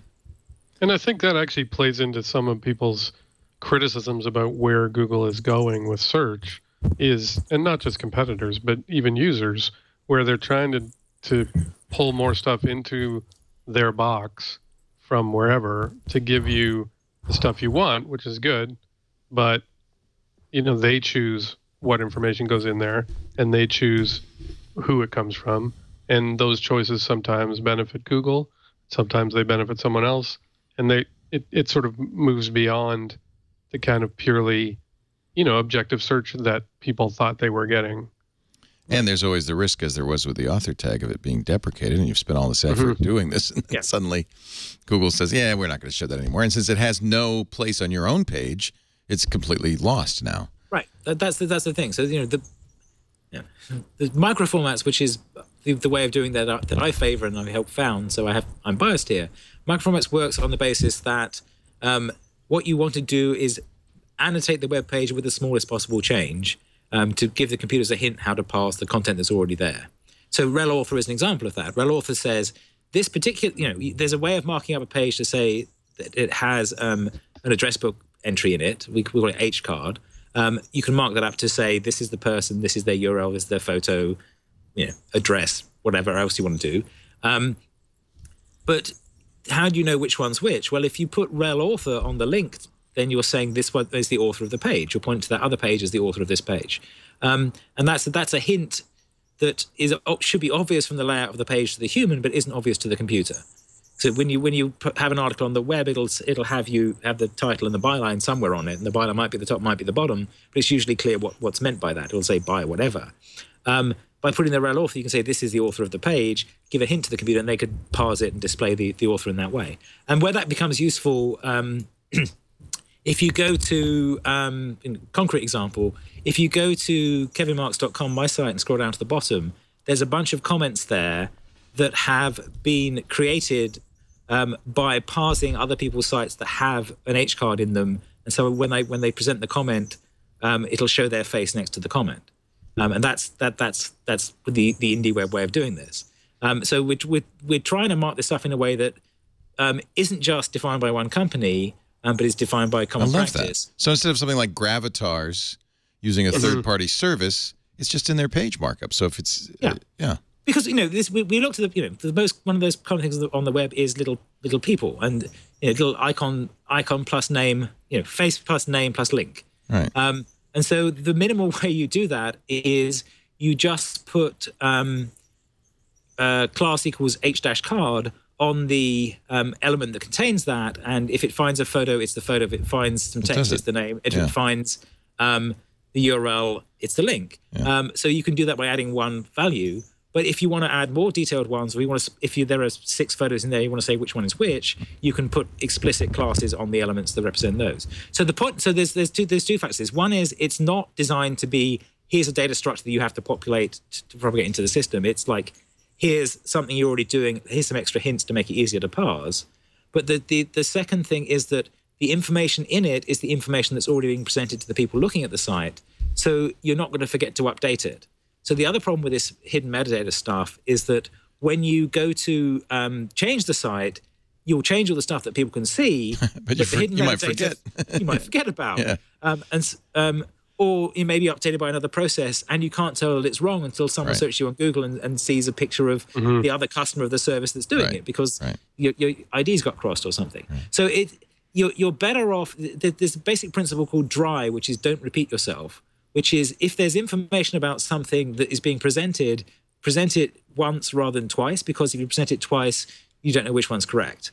And the problem we're getting now with this kind of markup is that if you want things to be presented correctly by Google and Facebook and Twitter, you've got to put three different sets of proprietary markup in there. Yeah. You put the title in 3 times, put a link to the photo in, and they have different rules about what size photos they accept. So you often have to make a different photo as well. I like it. If your photo isn't big enough, Facebook won't show it. If it's the wrong shape for Twitter, it'll crop the middle out and make it look weird. So and rel author is a great example. Like Google went to a lot of publications, including ours, and said, you should implement this thing, and here's how to do it. And you have to do it because if you tag the author and connect it to their posts, they'll show up higher in Google, and there'll be a little picture of the author and everything, and it will help your rankings, blah, blah, blah. Because everyone wants to help their rankings, and no one knows what helps and what doesn't. So if Google specifically says this will help, then you better do it. So then lots of people did it, and then Google was like, well, this isn't achieving what we want it to, which is to get more people to click or whatever. So now we won't support it anymore. Well, that's the Google changelog. That was good. That was good. I'm glad we got into that. Although I think microformats is a dim, dark area of the web. Well, we're trying to make it. I wish you all the best. I think it's obviously brilliant. Very widespread. I mean, does Google not acknowledge it? I mean, when I search for microformats, the first thing I find is a Google page about microformats. Google does index microformats, yes, but it indexes. They haven't updated. We've made some changes to the microformats markup as we learned stuff, and they didn't. And they haven't caught up with that yet. So they're indexing microformats 1. Microformats 2 has less arbitrary declarations in it. So it's easier to write parsers for, but Google haven't updated theirs. Is that what Chris Messina was doing at Google? And was he trying to? Chris was somewhere else. Chris was inside G+ trying to make it sensible. And I know Chris DeBona is there promoting open source, but I don't know if they need somebody. They need an advocate. Well, was that what you were doing at Google? That was what you were doing. I was doing some of that stuff. Yeah. Yeah, you were advocating microformats.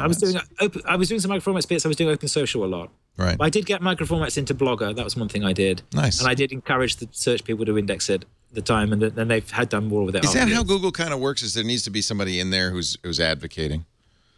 It's like any company, it's a mixture. They will find stuff from the outside and use that as a thing to look at as well. But if there isn't someone making a case for it, it's unlikely to get done. Open and the other social. thing they will do is look at the is this stuff widespread? So WordPress's default templates have microformats markup, which make it easier to make sense of WordPress when you're parsing it. So there is a large chunk of the web that has this on. That means that's a useful thing to do. So Google still parses microformats from that. But there's now a large part of the web that has Facebook markup on, because Facebook has encouraged people to put this stuff in so they show up in Facebook. So the prisoner's dilemma for Google is, do they index the Facebook markup as well and thereby cement the Facebook markup as a way of doing it, or do they invent their own thing? It's so difficult when you're the big search engine to know what to do. And I suspect they'll do both. They'll try and make sense of it, and they'll challenging though. But it's an enormously hard problem. And the point of this, part of microformats was us coming up with ways of doing this that didn't involve a separate file. That was the original motivation. But the other thing was, I was writing a search engine when we first started doing this because I was doing Technorati, and it was making my life easier if we do literally this thing of, well, if you put this markup in, then your face will show up in Technorati. Was one of our use cases for that, and that was very like the rel author thing that you were talking about. And the point of that was trying to do it in a way that was the smallest possible change to what people were already doing, so that the thing that we found is the more complexity you put in this, the less likely people are get it right, and the better chance you've got of presenting their search result with some weird, strange noise in it because they accidentally put the wrong thing in the wrong place. Elon Musk is going to compete with Google, but not on the ground. He wants to build an internet in space. What a character! He's Iron Man. He's Iron Man. He's Stark. Elon Musk, at a SpaceX event in Seattle a few days ago, says he's going to spend $10 billion, of course, of other people's money. Of other people's money, because he doesn't ever spend his own money, building a space internet. The Hyperloop, by the way, is not his either. He's saying we should do this. So hundreds of satellites. The idea is, and by the way, Bill Gates tried this. A lot of people have tried it. Hundreds of satellites would orbit around 750 miles above the Earth. That's actually closer than geosynchronous orbit, which is up to 22,000 miles above Earth. The lower satellites mean less latency, of course. It would give you fiber optic speeds, he says. Well, depends on what kind of fiber optic, I guess. Well, so I haven't seen the direct announcement with Musk, because I'd like to hear what he actually said. But I think I read Gigaram, and they're usually reliable about getting this kind of thing right. And his point was that the speed of light in air is higher than the speed of light in fiber by a factor of 2/3. So, well, 1.5, which way up you look at it. So even though they're 1,200 miles up, they should be able to get pretty good latency out of this compared to fiber.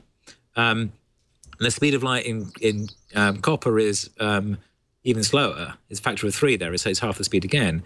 So it should, in principle, sending signals through the air should be faster. Right. And that's true as long as there aren't too many hops.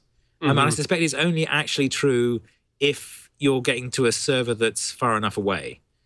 So it'll, it'll probably make sense that they have like ground stations near data centers or something. But so this is kind of like Project Loon. It's the same idea, but instead of balloons, you use satellites. They're a little higher, but not much. Well, quite a lot higher. Interesting. It's like 1,200 miles rather than 12 miles. Right. If you read that story, down lower, it says there's another competing effort from a guy named Greg Weiler called OneWeb. They actually know each other. They're working on 2 competing multi-billion-dollar space satellite Save some money. projects. Yeah, it just makes no sense to me. What is that? DRY? Is that the acronym? Don't repeat yourself. Don't repeat yourself. Well, no, this is different. You actually want redundant satellite networks. So we want redundant, choices. Greg Weiler was a satellite chief at Google.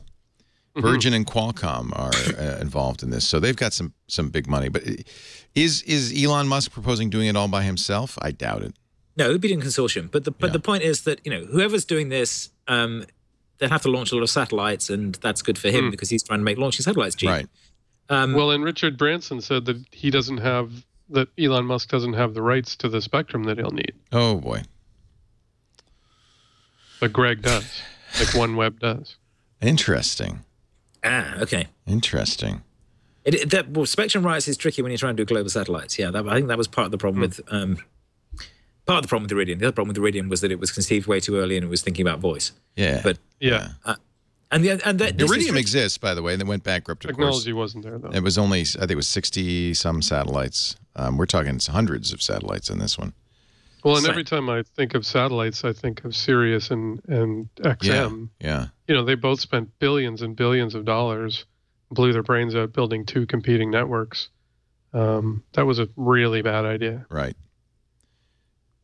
Well, I feel like, though, the notion that of ubiquitous global internet is certainly an idea whose time has come. And if there's a way to implement it, it would be great to do that.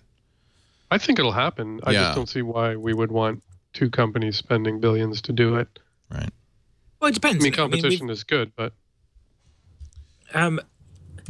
we've got one GPS system. I mean, there's a secondary one that's not quite there yet. But that's that. But we have one GPS system because it was built by the US government for its purposes, and then realized it had civilian applications. I think there is potentially value in more than one competing satellite network in the same way there's value in more than one competing ISP. The question is, then it becomes a business decision whether they can roam into each other or not, unless the technology is radically different. But the other thing, I think that there's a difference in thinking about is this something that you put a satellite dish on your house for, or is this something that talks to your phone? And those are actually very different use cases. Ooh. Iridium was designed for a phone, there to be very mobile, and therefore you had to have this thing that looked like a 1980s cell phone. Yeah. Huge, yeah. To have it, to be able to pick up the signal and not fry your head. Whereas if you're doing something that's designed to have a dish on your house like a satellite TV dish, that's a different proposition, and that's more viable because you can get a lot more signal through that. Let's do that, and then we'll use mesh to get it mobile, and we'll be done. And then you and I can go home and use our hula hoop keyboards. Well, way back in, when was it, 96? Astra, who runs the satellite networks for Sky over Europe, they added data capacity to their satellites. And I was doing the new media stuff in the UK at the time, so we got to go and talk to them about, I think we were helping them build a presentation and then talking about what are possible applications for this. And at the time, the applications were really crap because they didn't have much bandwidth left after they used most of it for television and comms that they were already doing. So they had this weird ability that you could basically multicast a packet to the whole of Europe simultaneously, And in fact, that's what they had to do because they had all these satellites that were pointing down and these dishes that were receiving all the signal. And then they had to like demultiplex that and decide who got which packet. So it didn't make much sense for actual, sending ordinary internet traffic over that because you're massively wastefully sending packets to the whole of Europe. But it would have been really good. But it would have, except that that's exactly what they're doing with the satellites anyway. Oh, so they've got a TV channel for that. But it will be great for, a CDN where you actually do want to send the same image to everyone, where you want to send... Microsoft could have used that today for their Windows 10 announcement. Right, or they could use it for, if you got a software patch you want everyone to have, or those kinds of things. It would make sense, but it would be very hard to actually set the infrastructure up for that. We spent a long time trying to think about what could you do if you could send a data packet to everyone in Europe who was attached to this thing at the same time, and couldn't come up with any good ones. It's actually quite hard. I'm sure you should have asked if you asked GCHQ, I'm sure they could have come up with something you could do with that. We're going to take a break. When we come back, our tips of the week. Mathew Ingram from GigaOM, Kevin Marks, Leo Laporte. Our show today brought to you by LegalZoom. You may say, I need a lawyer because I want to make a will. I want to form a corporation. I want to get my trademarks. I want to get my life organized. But you don't need a law firm. You need LegalZoom. They're not a law firm. They provide self-help services at your specific direction. A great place to start protecting your family with a will or a living trust. LegalZoom can help. They make it easy. They make it affordable. Getting your life organized can mean taking control of your financial affairs too. So starting that business, or, we were talking on Monday, had a great triangulation with one of the 3 founders of Apple, the lesser known. There was Jobs and Wozniak, but then there was this guy named Ron Wayne. And when Apple first started, they formed as a company. And Ron said, I had to get out because I was liable because it wasn't an LLC or a S Corp or a C Corp. It wasn't a corporation. So because they didn't have the sense to create a limited liability company in the earliest days of Apple, they lost one of their 3 founders, and Ron lost a fairly large fortune as a result. Make that LLC. Make that. It's easy. It's affordable. You can do it. That's how I did it 10 years ago. And I'll tell you, it was great advice I got from Kevin Rose. He said, when you start Twit, make it an LLC. At LegalZoom.com. For more than 10 years, LegalZoom has helped millions of people get the personalized attention they need. And if you do want more help, they have a fantastic, they call it the LegalZoom Legal Plan, where you can actually talk to an independent attorney in almost every state. These are attorneys they've vetted. You can read their profiles online, and you can even read the unedited customer reviews. Pick the attorney that's right for you at pre-negotiated, very low rate. So if you're starting a corporation, you want to say, well, should I incorporate it in my state or in Delaware? You can find out what the pros and cons are in each. LegalZoom, again, not a law firm, but better, frankly. Self-help services at your specific direction. Don't let another year pass before you get your life organized. For legal help you can count on for your family or your small business, LegalZoom.com. And by the way, if you tell them you heard it on Twig, use the offer code TWIG, they'll take $10 off at checkout. And we'll get a little credit. LegalZoom.com. We thank you for your support of This Week in Google. I used them. I cannot recommend them more highly. Been great. This is the time in the show where we'd like to give you some tips or tricks or tools. I don't know if, Kevin, you got something. The last time you were here, maybe a few times before that, you showed us a game that I couldn't stop playing. So be kind. Oh, you're muted. Unmute. What was the game? It was was it threes or no? It was 2048. 2048, that's right. Right. Do you remember that? Oh, God. Don't do that again. Okay. I was going to show you that. Have you seen Link Bubble? No. Okay, so I may have to change some settings on this to see this, but it's an Android browser. And the fun thing about it is that, the bubble heads in Facebook that it shows for the chat? Yeah. It does that for the browser. What? So why would I want to do that? So I have a little, look at that. So you get a little, like a little pop-up for the page you want. So if you're browsing Twitter or Facebook or the web or whatever, and there's a bunch of links, you click that, and the little bubble appears on the side. Oh, and then when you want to read them, you click that, and you get a little set of bubbles, and you can go back to them. Oh, neato. Look at that. It's kind of cool. And then you can take the bubble and throw it, and you can either throw it to share or throw it to Instapaper. Oh, I'm going to get this, because that would be useful, because we do this all the time, going through stories for the shows. Yeah. So it's one of those. It's basically the embedded web browser view. So it behaves mostly the same as Chrome, except that it has this little UI change to the browser that makes it quite fun and useful. So I recommend that. I think it's free if you only want one bubble at a time. There's a pro version. There's a pro version which is $3 or something that might be $5 that lets you have access to multiple bubbles. And I tried it out. I thought this is really useful. Yeah. Particularly for that use case of, it's quite hard to do the read later thing reliably inside another app. And because this is Android, it can hook into the URL thing and give you them at the side. And then you've got the secondary thing that you can throw them out to the read later thing if you want to. So it gives you a way to triage the links as you click on them. I've already downloaded it and installed it. I should also add on that, Chris Lacey's the developer. He also released for another $1 an app called TapPath. And basically what it allows you to do is you can program either 1 tap, 2 taps, or 3 taps on a link to do different things. So 1 tap would go to your browser, 2 taps would go to the link bubble, 3 taps would go to share, or something like that. So they play really well together.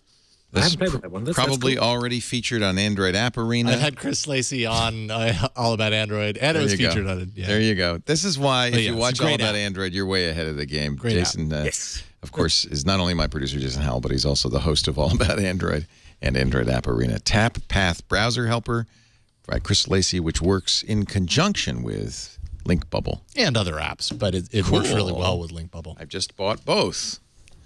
It's just getting to be a pricey show here. How about you, Mathew Ingram? Anything you'd like to give us a plug for? Yeah, actually, that you probably all heard of or use or have talked about this before, but that reminded me of one of the tools I really like on my Nexus, and that's AndMade Share, it's called. So it replaces the share menu on an Android device, and you can create your own sort of custom share menu, reorder the things in your share menu, and then you can. What I do a lot is I'm looking at a web page, and it's something I want to save to Instapaper. I want to share it on Twitter. I want to share it on Google+. I want to post it to Facebook. I want to post it to Tumblr. You can do all of those things by just clicking checkboxes. So take this item, post it to Twitter, post it to Google, save it to my Instapaper, and put it on my Flipboard magazine. It's a massive, massive time saver. Sounds fabulous, and it's free. And it's like handmade without the H. AndMade Share. I've been dying for something like this. I wonder if it'll work. You know, it's really annoying. The Samsung share menu, of course, puts all the Samsung stuff on top, and you can't see it. If that would work with that, I would make it a lot more. That would take one of the many pain points away from the Note 4. But now that I'm using a Nexus, who cares? The heck with that. My tip actually is something new. WhatsApp is a messenger service. We mentioned it earlier because, like a couple of other messenger services, they've added encrypted transactions, which is fantastic. You can use it as a messenger. A lot of people worldwide use it who are trying to avoid spending money on costly SMS plans. But one of the drawbacks of WhatsApp, it was available on every platform, including iPhone, Android, BlackBerry, Nokia systems, 60 phones, and Windows phones. But you couldn't use it in your browser until now. And they've actually done this very cleverly. They've created a WhatsApp client that will work with Chrome. So if you go to web.whatsapp.com, and I've set it up. It looks just like WhatsApp. I actually don't have a chat going on, but you would see it. You link it with a QR code. So you'll have to have the newest WhatsApp version. I just installed WhatsApp. I've had it on Android. It worked fine with the latest version, which was pushed out today. And I was just checking on my Windows phone, my Lumia 1520, and it works with that too. In fact, the only thing it doesn't work with is iPhone, iOS, yep. And WhatsApp says because of restrictions Apple places on the iOS platform. But yeah, I just set it up too. It was super easy. Scan the QR code, boom. Yeah. Super easy. You just it was a clever way to do it, I thought, because you're very much tied to your phone number in WhatsApp. WhatsApp uses your phone number to identify you, and so this was just a clever way of kind of saying to the Chrome browser, it's not an extension as far as I can. I'm not sure how they're doing this. It's just a web page, but it's a good way to tell the web page this is the phone number I'm going to use this with. I have WhatsApp on all my phones, which means I have it on many phone numbers. I actually had a friend tell me the other day. He said he was texting with someone, and I said, "Why don't you use WhatsApp?" And he said, "Because I can't." Whatever he was using had a web client. He said, "I can't use it on my desktop." That's one of the reasons I use Hangouts for my texting. Or Push Bullet you could use, or there are lots of Mighty Text, lots of ways to do that. But now WhatsApp will do it as well. No, it doesn't seem. I asked my kids and their friends; they don't use WhatsApp. Nobody in the States, I think, really has picked up on WhatsApp. But I started installing it because it's secure, and I think that's really great that they built encryption into it, strong encryption into it. I think they're using the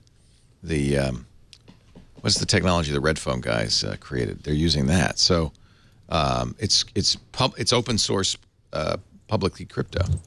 Which we actually have our whole family. I've got three daughters who all have phones. Some of them are iPhones, some of them are Android. I'm Android. My wife's iPhone. So we all use WhatsApp. We use it as a sort of group chat. Yeah. So that's pretty cool. Actually, I don't know if that's what WhatsApp is using now. I don't know what technology they're using, but I'm pretty sure it was open source public key crypto. Of course, once it's in the WhatsApp app, you don't know what it is. So I don't know if it's closed source is always a little tricky with encryption. Open Whisper Systems is what they're using. That's what they're using. Open Whisper Systems. Mathew, great to have you as always. Mathew Ingram. He scribes Thanks for having me. gigaohm.com. We really appreciate the time you give us, and we hope to have you back soon. Also, Kevin Marks in his garden with his birds. KevinMarks.com. What are you up to? Anything you want to tell Occasional airplanes. Yeah. Well, the IndieWeb stuff, the Microformats stuff is interesting. So it's the 10th anniversary of Technorati tags. Wow. I was like, wow, that's a long time ago. And that was one of the first examples of this where we got the people to mark up the web, mark up their blog posts with tags in them so that we could parse them and present them back to them. And that syntax is still quite widely used. It's used by blogging platforms already to link to the tag pages. Though the hashtag has become an even shorter shorthand for that. People now just grep for hashtag in the hash and the tag inside the post. But one thing that we've added recently in the IndieWeb stuff is how to mark up a tag of a person, because this is a thing that you can do in Twitter where you reply to somebody, or where you in Facebook where you can mention somebody, it'll do a link to them, and Google Plus, if you plus them, it'll do create a link to them in the page. But there wasn't a distributed way of doing this reliably. So what we did was we just used the HCard thing we talked about. I'll give you a link to this. I'll just stick it in the chat. Find the chat window. Hang on. What it does is it does the HCard thing we were talking about earlier, where we were using it to show the author of a post. But if I want to mention somebody else in a post, then I can do the same thing of linking to them. I put HCard on it to say that this is a person, and then I can, if I put class equals P category on it, I'm saying this is a person tag. I'm intending this as a tag of that person. And I did that on on my last set of Homebrew Website Club notes. So they're all marked up in that way, which means that when people get mentions from that, they can know that I was tagging them in as a person. So at the point when I post it, it will send mentions. It can send mentions to the people I've marked up in the post, and they can know that I've been talking about them. Of course, as always with Kevin, I have no idea what he just said. But if you... Well, I'll take another pass through it. No, you're just too smart for me, Kevin. Don't even bother. It's indiewebcamp.com/person-tag. And you put it well. It's like at mentioning or plugging someone on Google Plus. But it's open. Not restricted. But it's a combination of the nice thing is a combination of a set of building blocks we already had. Right. So we already had the building block for marking up a person. We already had the building block called web mention for saying I've already linked to this page. Here's the page I've linked to you from. So the combination of the two means that if someone links to me on the web and puts this in, and then can send a web mention to me, then I will know they've linked to me, and I can. That's really great. But will this work everywhere? I mean, it'll work. You need to be listening. So you can. They need to be sending the mentions. You need to be listening to them. So if they're using IndieWeb stuff, then So I could do this in my Leoville.net, Yeah. No one will send the web mentions. The difference is you have to handle the web mentions on your homepage as well as on post pages. I'm not sure Known does that yet. But I've got a script on my personal site that uses another third-party service, webmention.herokuapp.com, that listens for the web mentions for my site, and then I can then embed some JavaScript that embeds them at the bottom. So if you go to the kevinmarks.com, you see the little comments and notes and things that people have sent me in those web mentions. And there's the web mention herokuapp.com is all there. So there's the point about this is there's a lot of these little bits and pieces we've been building, and they have to make sense as a standalone thing. So I've got to mark up the page to say I'm mentioning this person, and that's great on its own. It's like I just made that page more sensible, but it's only useful if someone is going there and looking. And so web mention is a way of saying I've mentioned this page. Here you are. Go and have a look. And then the problem is, well, how do I set up something that listens for that? Well, this webmention.herokuapp.com is a tool that will listen that you can set up to listen to them for you, and then it will feed them out. It'll let you get them back later, so you don't actually have to have code running yourself to do it. So it's a series of these pieces where we build a little piece and another little piece, and we go, oh, if we combine those two pieces, then I can mention people on the web, and I don't have to be using Twitter or Facebook to mention them inside their world. I love having Mathew, Ingram, and Kevin Marks on. It makes me feel like Barbie. Math is hard. My head's gonna explode. All right.